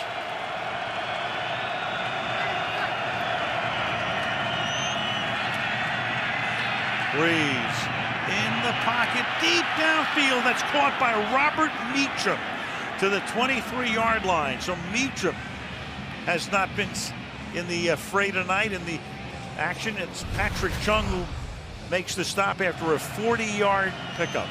The biggest fear for Billy Davis in this one was that his safeties would not be able to hold up in pass defense, and it is being proven true at this point. If there's a weakness, it's the coverage ability of Patrick Chung and Nate Allen down the field, and now Drew Brees is starting to find it. Meacham's first catch of the night. The two, he and Brees have had tremendous success through the years. Here's Kenny Stills, and that doesn't fool anybody. Tackled there for a gain of 1. I tell you, this Connor Barwin is some football player. Not only does he fight off the block, but he basically just ends up setting the edge on the outside and forcing the speedster, Kenny Stills, to just backtrack, and at that point, there's nowhere to go. Lead blocker in front and Josh Hill, and somehow Connor Barwin still made the play. Tyree Robinson is the running back. Collins in at fullback. Robinson. Nice shifty running there to the 17-yard line. Goes the rookie. Tackle there by Benny Logan. And Michael Kendricks just missed on that one. That looked like it had signs of being about a 5-yard loss. There's Fletcher Cox down. He is right here, going to shoot the gap. Thought he was going to get there, and then it looks like Ben Grubbs got just enough of him.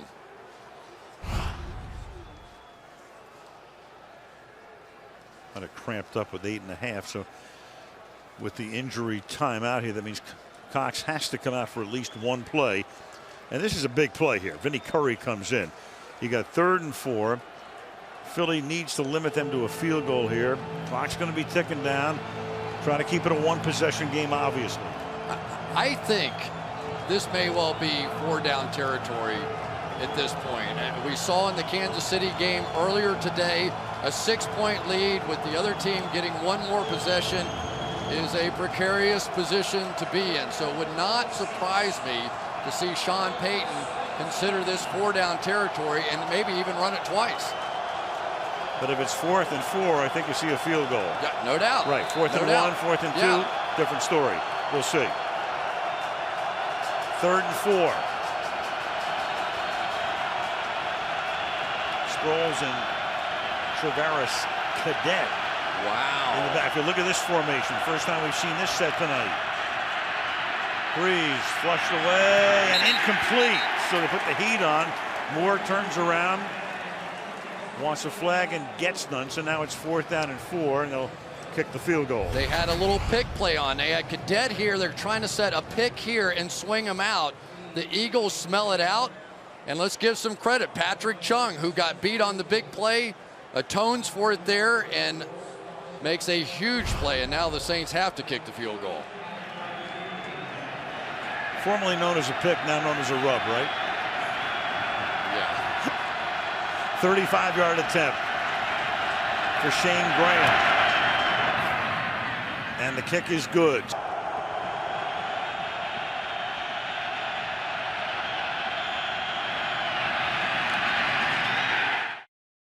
There's LaShawn McCoy. He's ready. Well, he has had some phenomenal fourth-quarter performances, not only this season, but throughout his career. Will he have one tonight? Here goes Brad Smith from the goal line.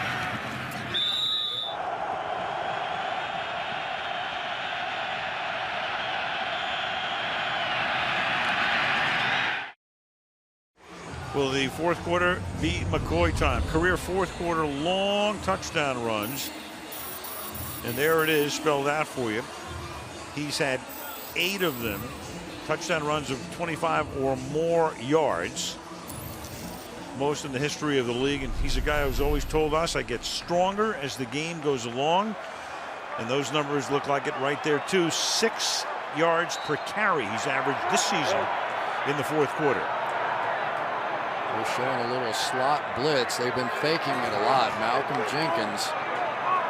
And then falling back out. Looks like that way again. Boy swinging to the left side. Up to the 28-yard line. Tackled there by Curtis Lofton.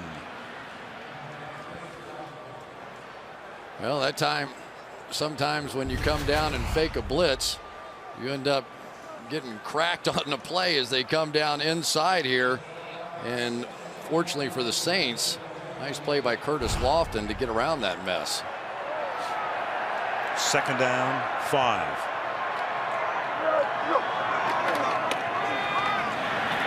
They give it to Shady McCoy again.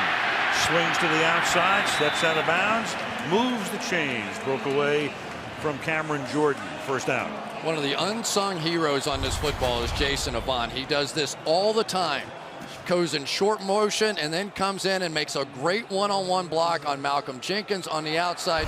Just enough for McCoy to get the edge. On the 36-yard line, and that is incomplete. Intended for Jackson. Covered by White. 2nd down. Timing just off, but you have to understand now that Deshaun Jackson has them nervous. Give Corey White a chance, and there's Selleck going off on the sideline as well. But just settle down for Nick Foles. He has time to make that throw because they're giving Deshaun Jackson so much room now. On 2nd and 10. Foles stepping up. This is Jackson. And Jackson seeking that first down stick, is very close to it. Turned it back upfield after he made the catch. And it is a first down. And there is Keenan Lewis, who's obviously been told he's not coming back into the game. You come across and set another little rub, or whatever you want to call it, out right up the field. Great. Screen roll. Bryce Brown is in as the back here. They fake it to him. The pass is caught by Cooper, and Cooper gets taken down by Sweeting, but he picks up 8 yards. It'll be 2nd and 2. Clock down to 6.5, and they still work on Selleck. And it's starting to look like the Eagles offense again now. There are holes in this New Orleans Saints defense, and you just see it. We saw it during that one drive where they just kind of start to get the rhythm going, and now they're going to come up and press these wide receivers. They've seen enough of that. 2nd and 2 to McCoy, and enough for a first down on Pyle at the 42-yard line of the Saints. 6 minutes left. You're not going to survive long on the outside, though, with Corey White and Deshaun Jackson one-on-one without getting a throw down there at some point. Fake draw. Foles going deep downfield, and it's incomplete, but a flag comes in. Jackson trying to adjust back along with Corey White. And it will make it a 1st and goal off the pass interference. Pass interference. Defense number 24. Spot foul. Automatic. First down. Corey White had to know it was coming. Great job by Deshaun Jackson. Little move, but here at the end, a veteran move. Come back through the defender, and you're going to get the call. Hands were pinned at his side. Easy call, no question about it, but Nick Foles deserves some credit as well. He looked off the safety to make it a true one-on-one situation down the middle of the field, looks left all the way. I guarantee you he knew where he was going with that ball the whole time. 40-yard penalty, 1st and goal. Foles, a little flip to McCoy. Dangerous play there, no gain. Foles maybe looking to run it in himself and then flips it back to McCoy. Well, 2nd and goal. The good news is it would have been a forward pass, so if it had hit the ground, it would have been incomplete, but now it gets interesting. And boy, you'd love to run a little clock off here and score a touchdown, but first priority is getting this thing in.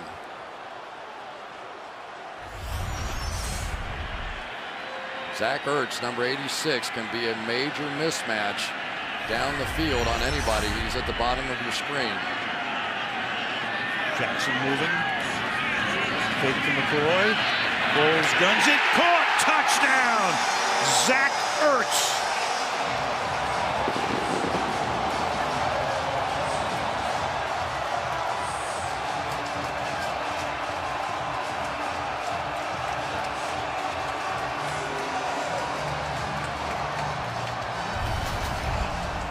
Make them believe you're blocking and then come back out. Nick Foles looked to the outside but knew where he was coming the entire time. Backups in. Will Herring replacing Paris Harrelson. Too many holes in this defense now. And now for the lead. Henry bangs it through.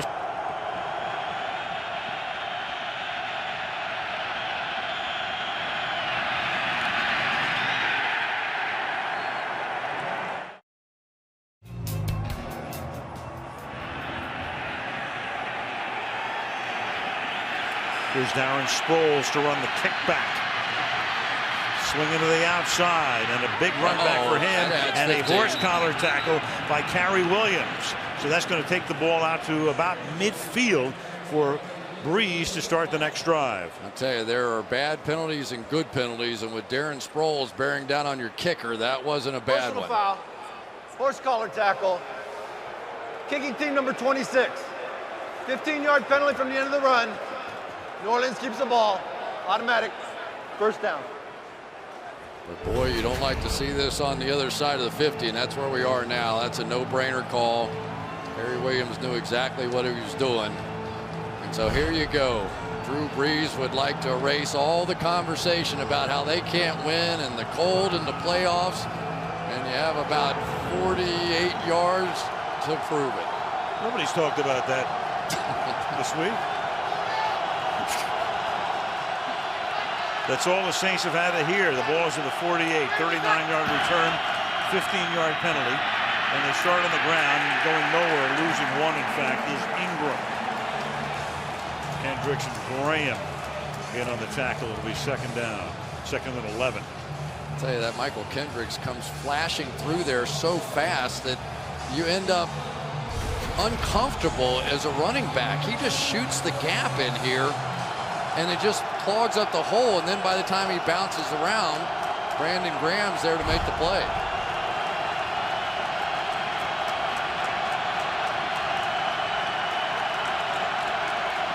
Second and 11. Through the middle. Look at that running by Robinson.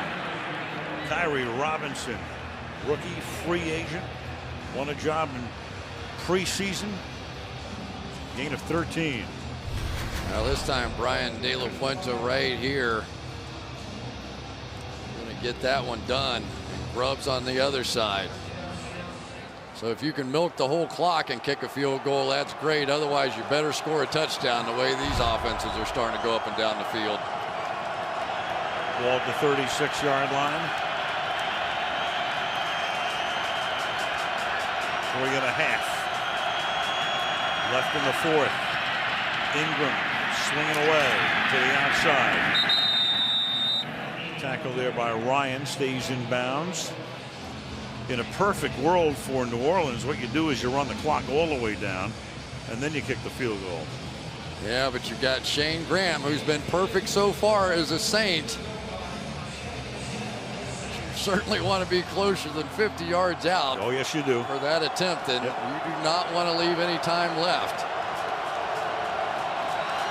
Your defense is hurting at this point. Sproles is the back. Second and 7. And that will be caught, but stopped short of a first down is Colston. So now you have a huge 3rd and 1 coming up on so many levels here, because if they convert, then you really go to work on the clock. You make Philadelphia use its timeouts, and they've already used one right here. Well, that was the power of Darren Sproles right there. When he flashed wide, it left a huge gap in behind. I think that was Connor Barwin out there. You'll see him have to come up and play Sproles, and as he does, it uncovers Colston down the field. Now, each team was forced to use a timeout earlier in the half, so they have one due the Eagles, and Kelly, figuring that New Orleans was going to let the clock run down to the 2-minute warning, he takes it on this side, but now you've got a gigantic 3rd and 1 here. You know, and it's really interesting, if you don't convert at this point, are you really willing to put your defense back up there protecting a 2-point lead? The rookie Robinson is the running back. And Brees is going to keep it himself and keeps those legs churning and gets the first down. He takes it to the 23-yard line. It was going to be close until Jed Collins came in, and not often you want to hit your own quarterback, but he gave him a pretty good shot there. He's just going to push him right up in the hole here. Rugby scrum. So Philadelphia took that timeout, but now they're down to 1. Now you're down to the 2-minute warning. Now you're down to a first down. And for the Saints, they can take the clock most of the way down without a first down, and then hope to kick a game-winning field goal. We'll see. 2 minutes to go in the wild card game in Philadelphia.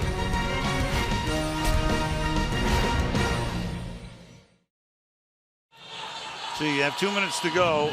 The Saints really have the Eagles pinned in a box here if they can make the field goal, because they won't have to attempt it until there are about 20 or 25 seconds left, because Philly has one timeout And then you can run a second down play, a third down play, milk the 40-second clock all the way down, and then hope that Graham can make it.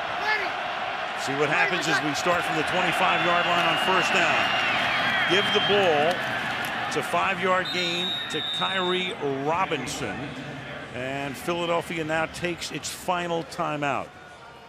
Again, New Orleans would go to Seattle if they win this game and face the #1 seeded Seahawks.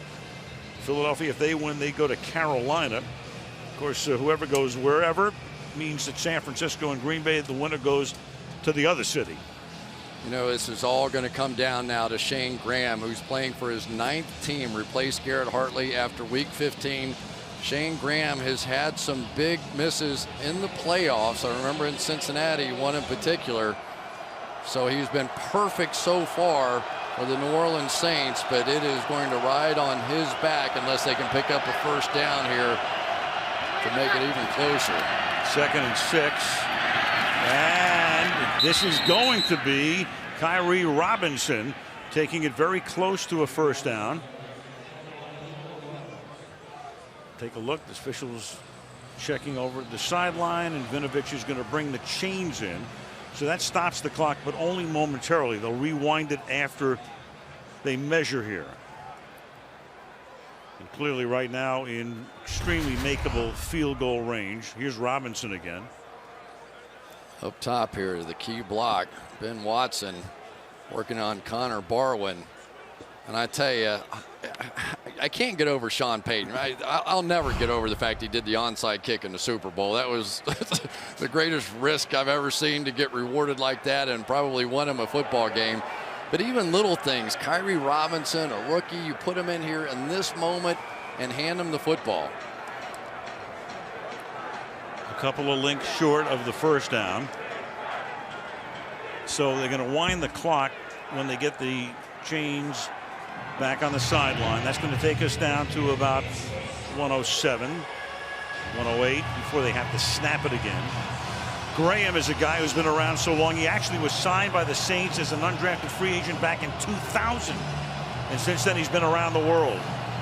We have seen nothing but quarterback sneaks so far in this situation. Drew Brees, I've got to believe Jed Collins is going to be in the game, and they're going to do the old plow play one more time.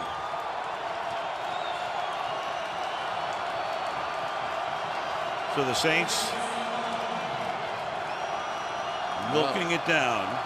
3rd and inches. Again, Robinson is the back. Brees is going to do it himself again, and that's going to be a first down.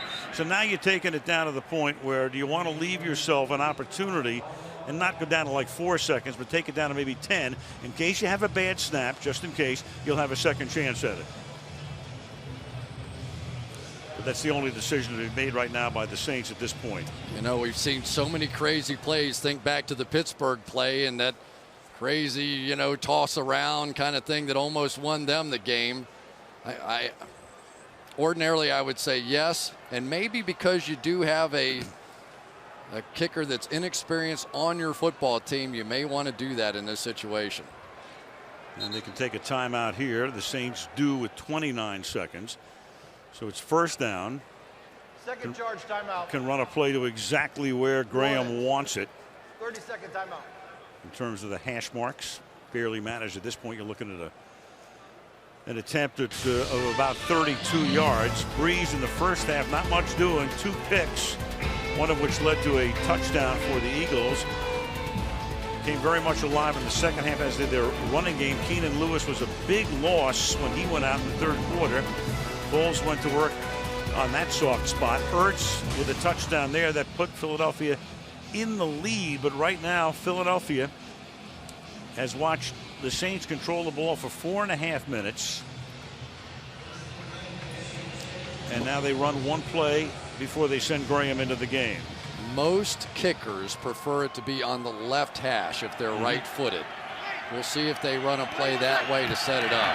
And he does start to move it in that direction. Now, do you want to leave yourself time for a botched snap is the only question. Saints have another timeout left. And so Graham, who started that long odyssey with the Saints in 2000 and then went to Seattle and Buffalo and Carolina Cincinnati, Baltimore, the Giants, New England, Washington, I mean, Dallas, Miami, the Ravens again, Houston, Cleveland, you name it, he's been there. And now you're to that situation. This is an unusual play. I've learned some of these rules the hard way. You cannot spike the football. If you should bobble this, you can't take it and throw it right down in the ground. You would have to have a receiver sort of turn around and throw it at his feet. Could they get that off in time? My guess is no with just 3 seconds. McCown's the holder. If ever the Eagles have a punt or a field goal block play, this is it. Saints started this drive with 4:54 left on the clock. They're going to take it right down to the end, and the ball game's going to come down to this. Justin Drescher to snap it, McCown to hold it, and Graham to try to send them to Seattle from 32.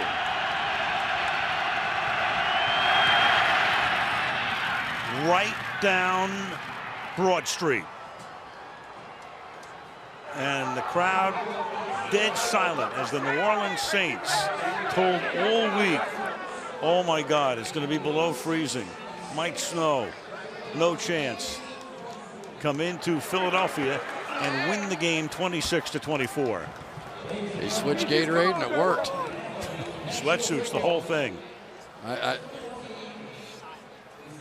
This is clutch. I mean, to come into a team in week 15 and have to make this kick to end the curse of all these road losses in the playoffs. And let's give them credit. Drew Brees, when it mattered most, got it done. And for Shane Graham, boy, is that a good feeling. Saints, Seahawks next weekend. Saints win on the road. It's their first road playoff win in the history of the franchise.